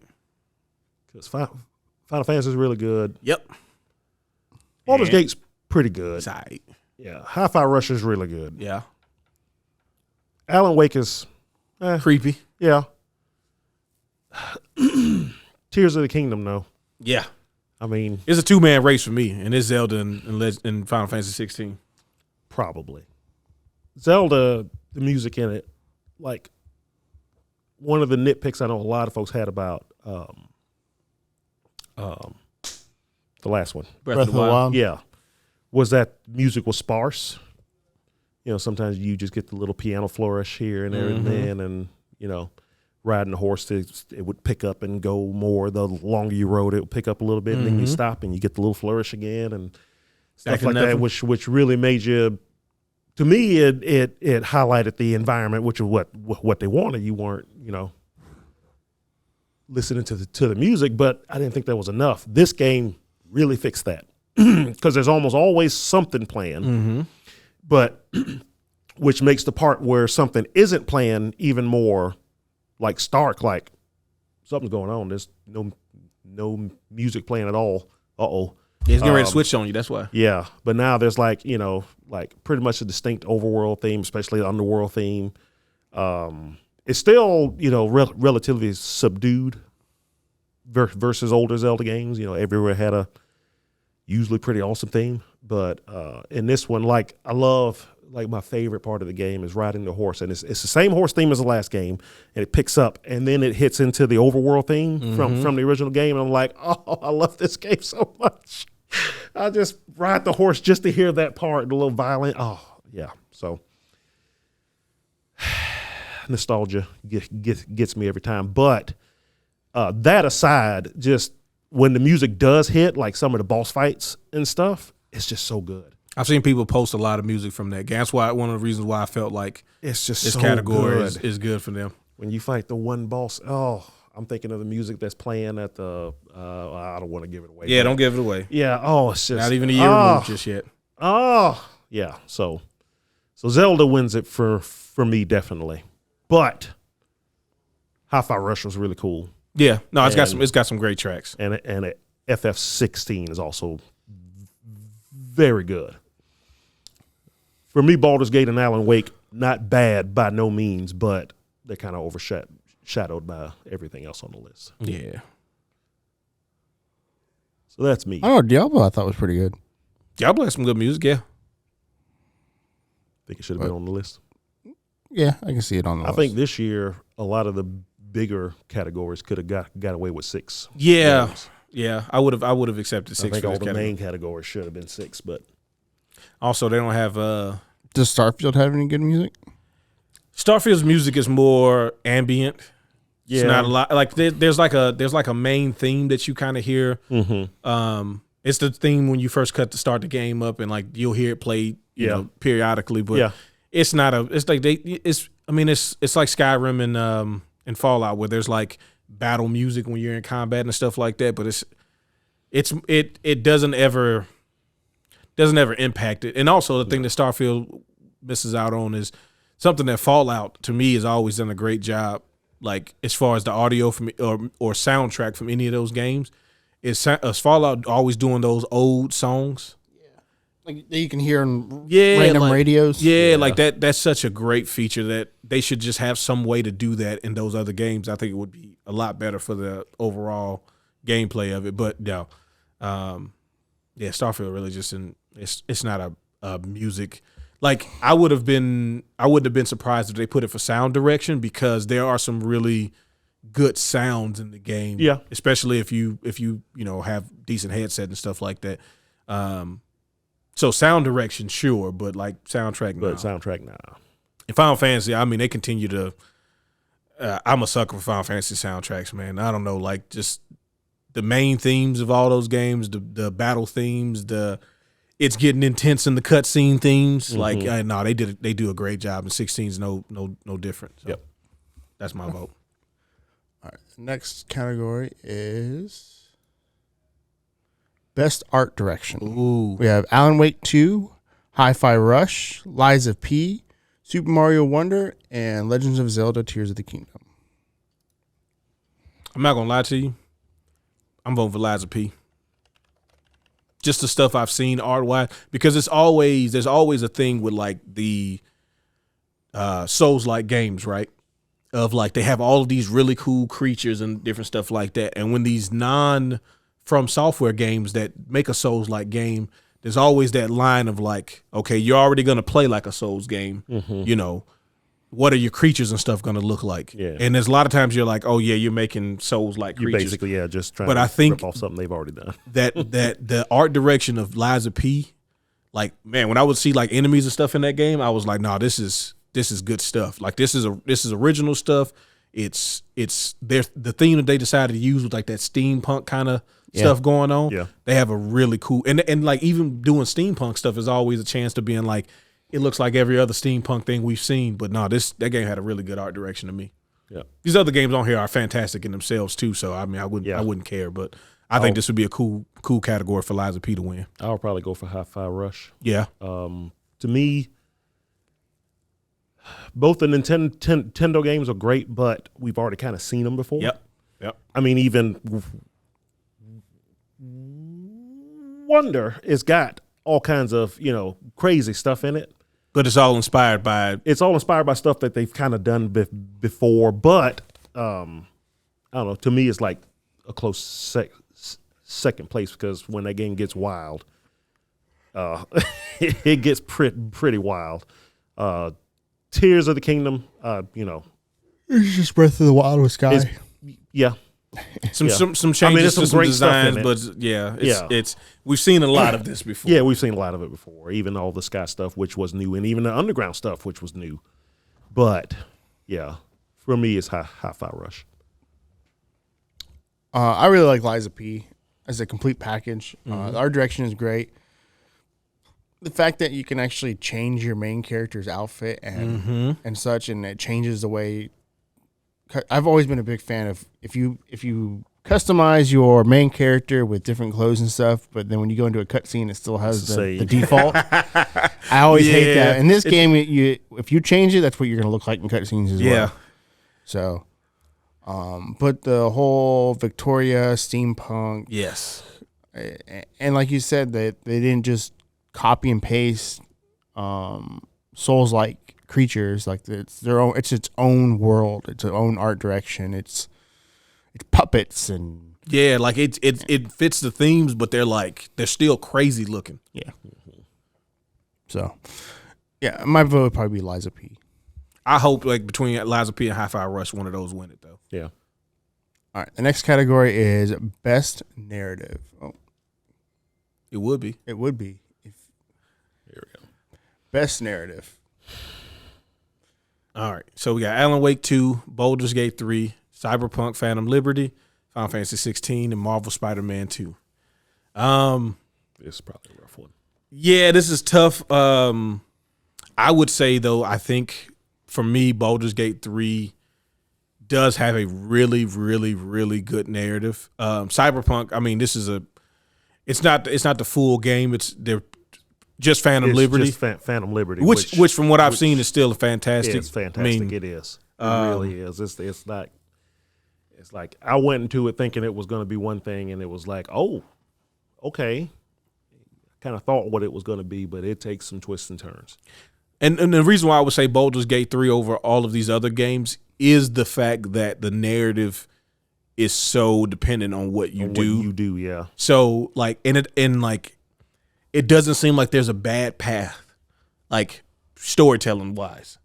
Like the game, I saw a couple. Well, I mean, I think he means like you won't be like the quality of it. There's not a certain path that lacks quality. Yeah, like if you go down this path, there's evil paths. You could be bad as a bad person. Oh no, but even then, the quality is still high. Mm-hmm. Yes, yeah, like people like the way people change their conversations with you based on what you do, good or bad or neutral.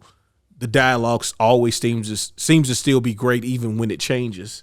Like some games I've played where you do have this much freedom, when you take certain options, all of a sudden, like let's say you become the bad guy, then everybody's response to you is just, well, you're a bad guy.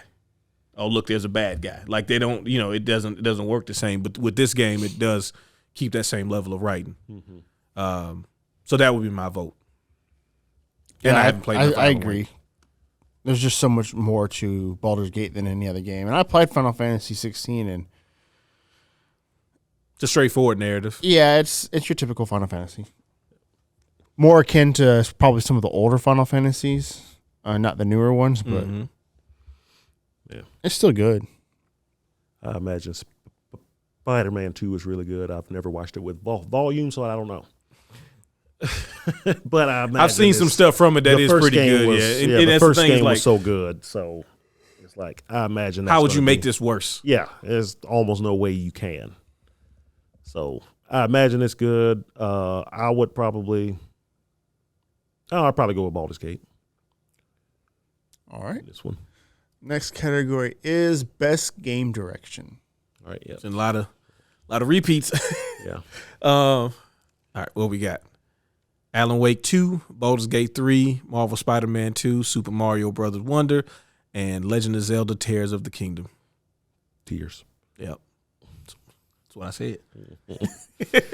So this is just award for outstanding creative vision and innovation in game direction and design. I would say Super Mario Wonder. Super Mario Wonder. Yeah. I think taking something like that was like my thing was before was like, yo, when are they gonna do a real game with the 2D stuff and not just these like remasters. Yeah. And they did it, and they did it.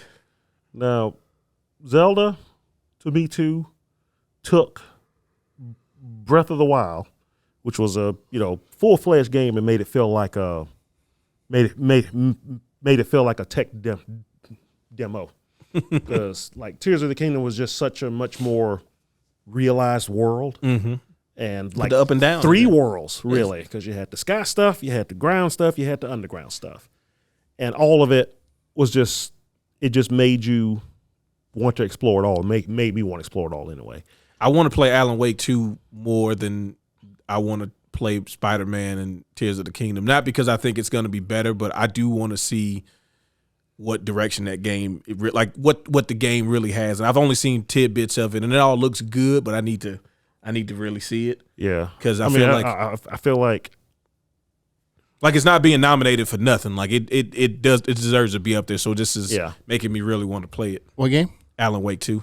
Oh yeah. I mean, again, this is a category I wouldn't be mad if any of these won. No, not at all. Good luck.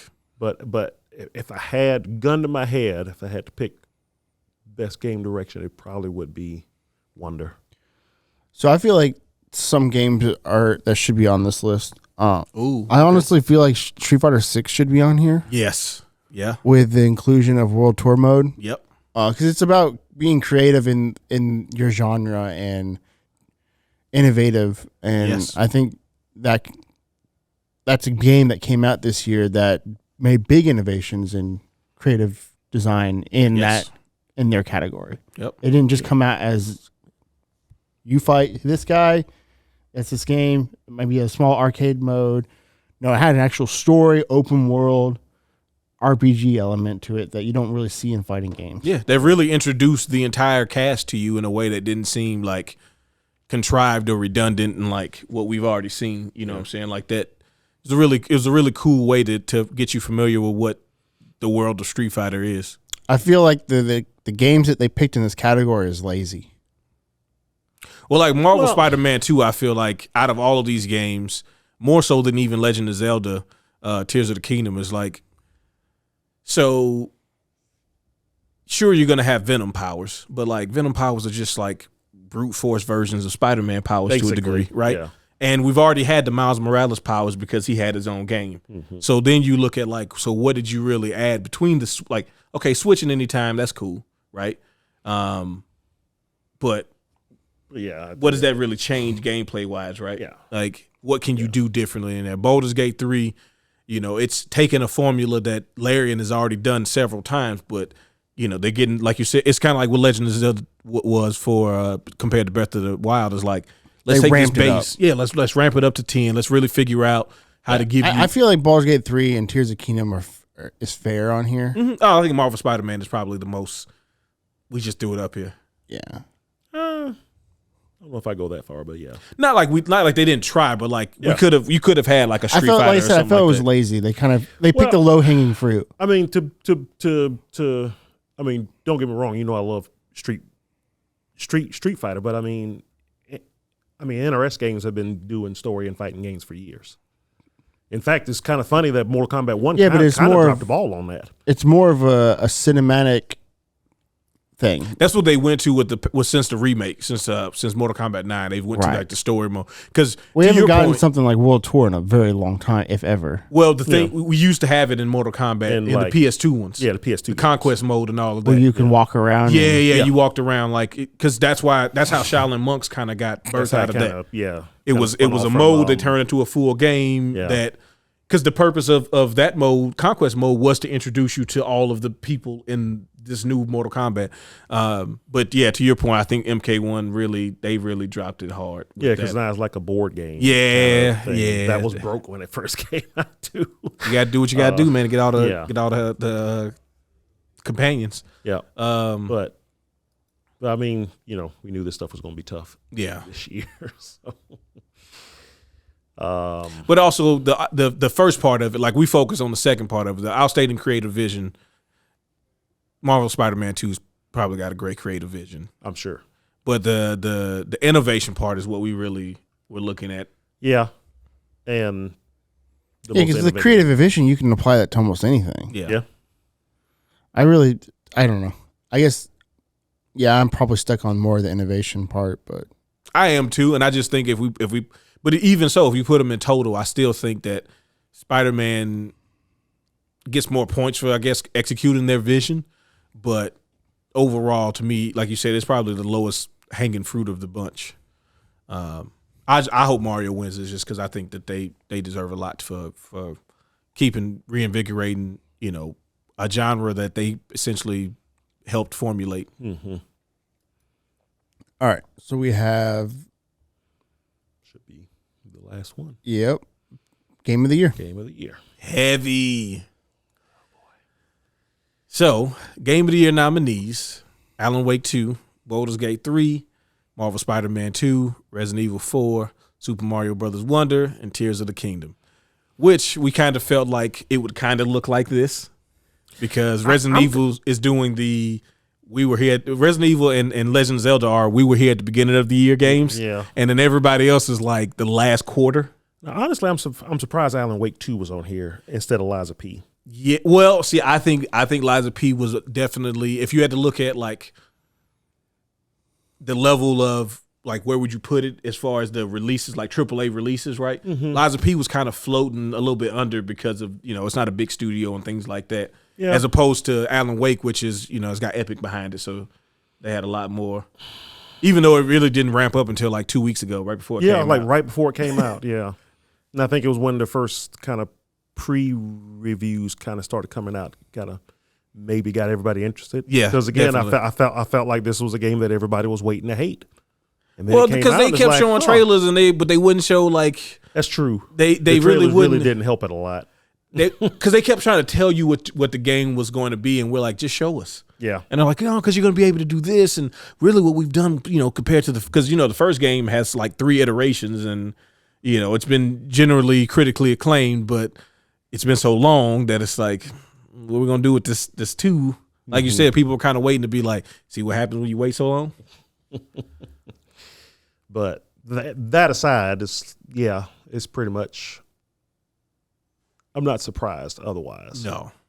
Spider-Man, Zelda, Wonder, which we all knew was going to be good, but then as they showed more and more of that game, it's like, oh, this might be really good, and then it comes out, it's like, okay, yeah, this is they did their thing with this one, something special. Yeah. Resident Evil 4 is just quality. I mean, it's taken one of the best games ever made and made it better. So yeah. It's like, yeah, sure. A game that essentially just redefined how you had to make action games. Yeah. And then Baldur's Gate 3 was kicked in the door on everybody. Which I think it'll win Game of the Year. I think it should win Game of the Year. Baldur's Gate? Yeah. I think it's a fantastic experience. And it again, it's a genre that they've done a bunch of times, but really getting the chance to like let them execute what their vision really was. And it's just good to have like, I don't know. To me, it always feels great when the studio gets a chance to really like cement their name. Yeah. And this is kind of like the way to cap off the entire incredible process that they've had. Like what it does for Larian compared to pretty much everybody else on this list. Mm-hmm. I think will mean a lot for them. Cause like Insomniac is like, yeah, we do this. You know what I'm saying? Capcom is like, apparently whenever we get nervous and money starts to get low, we just go back to the Resident Evil well, and it does dividends for us. And then Mario is, like Nintendo is always just like, look, come on now. Stop doubting this. Yeah. And I think for like Remedy's established enough, like in the general AAA space. But I think this would be great for Larry, and so I hope they win. Yeah. So yeah, I'm Tears of the Kingdom all day. I think everybody knows that. Yeah. That's okay, but yeah, Baldur's Gate. I hope Tears of the Kingdom wins. I think Baldur's Gate's going to win. I wouldn't be surprised if Spider-Man won. Yeah, I really wouldn't be if like, yeah. I hope Baldur's Gate wins. I'm okay if anybody else wins.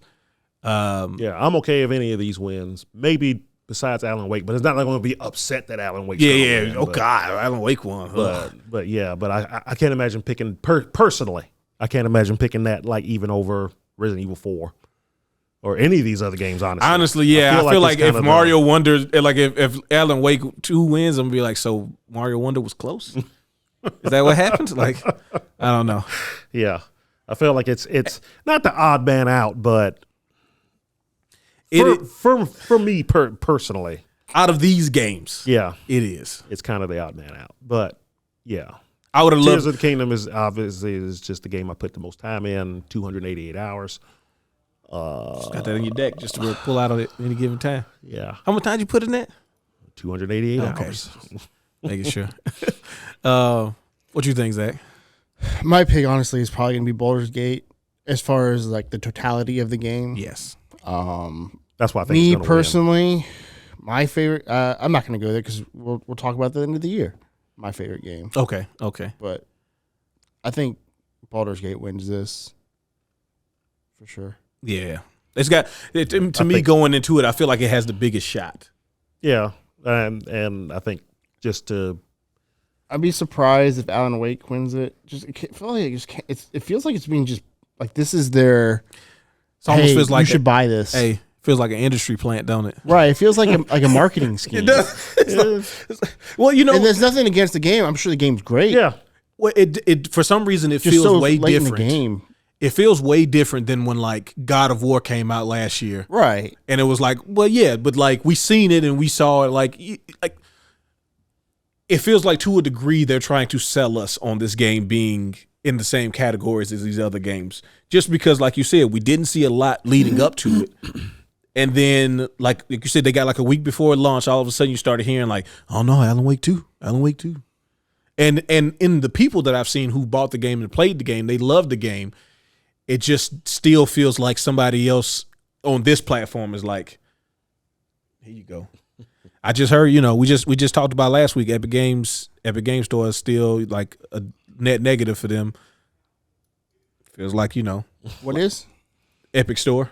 Oh yeah. Yeah, it's a net negative for them. So I feel, like you said, it's easy to sway a few people's votes than it is the masses. Yep. Yeah, it's kind of crazy.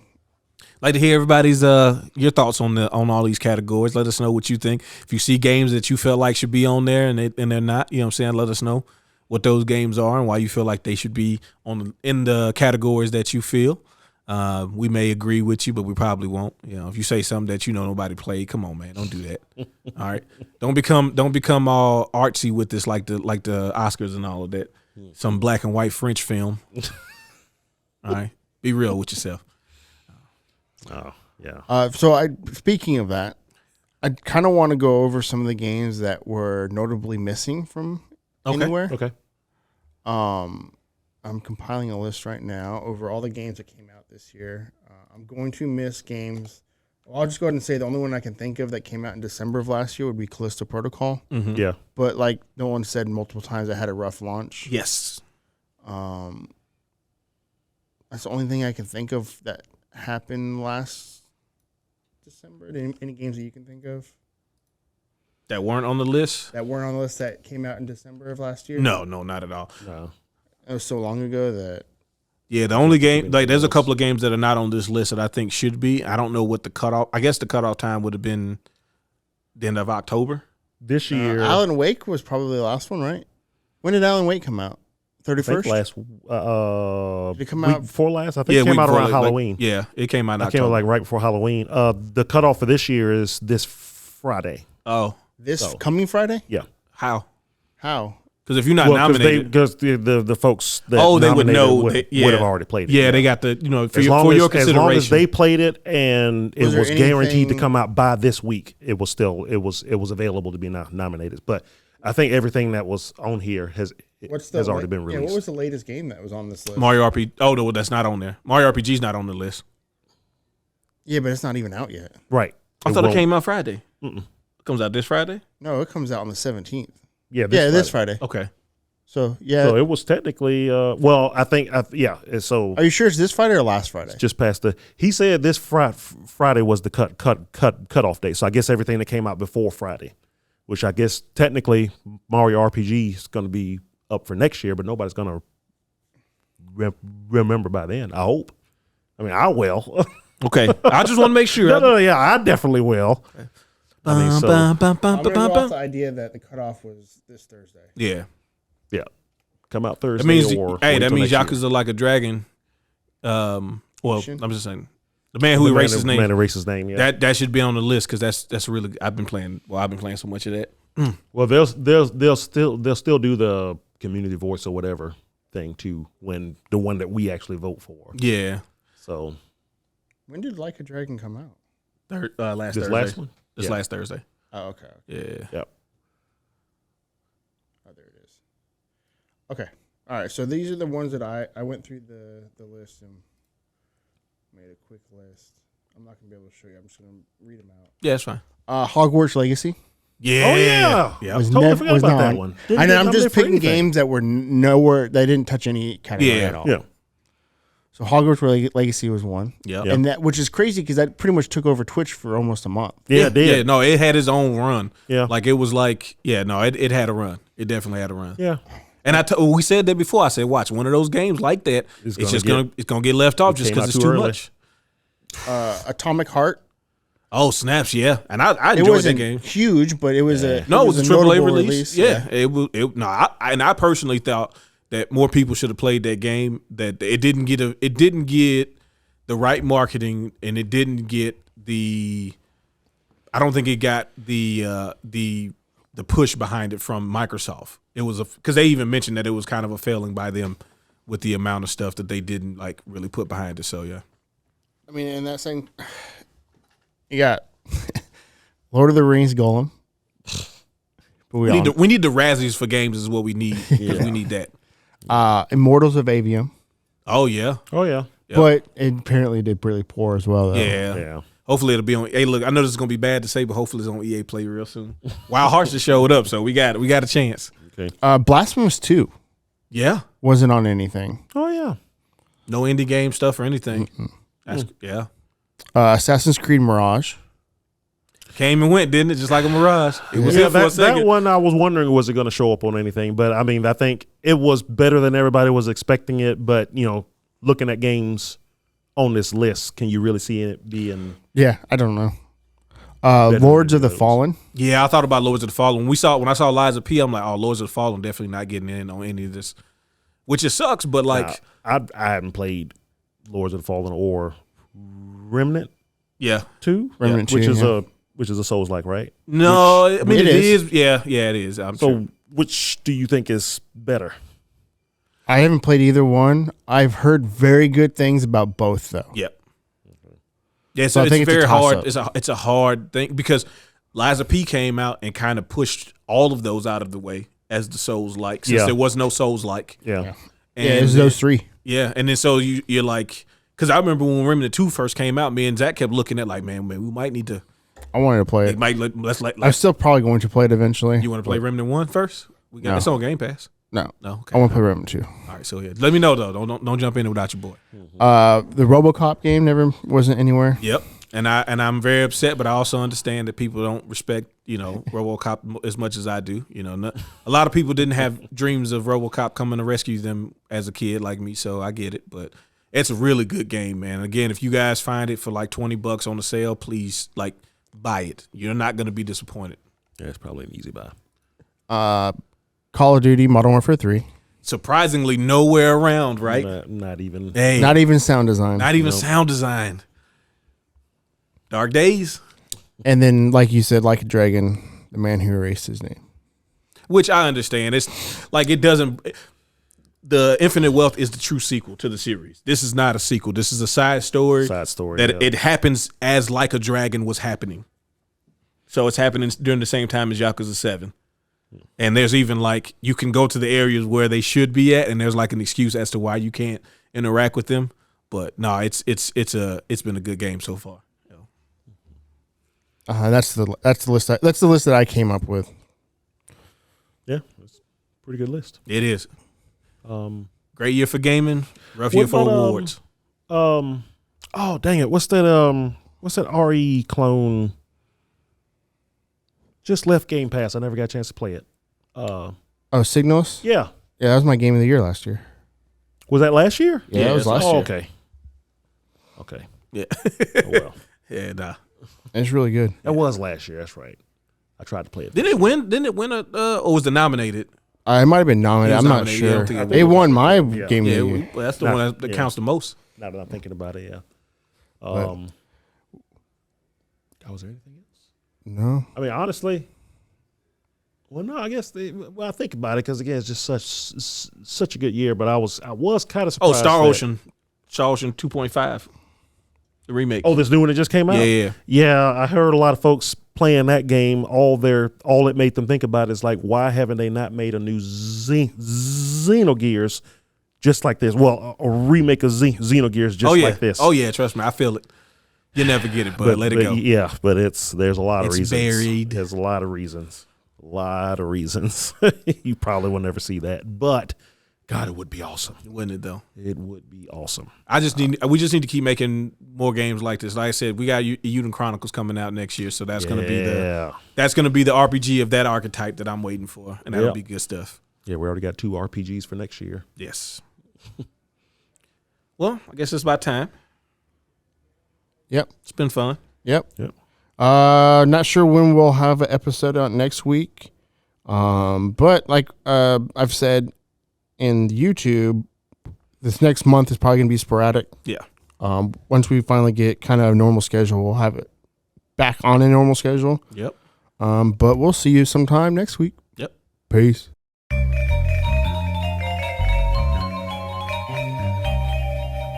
Crossover combination.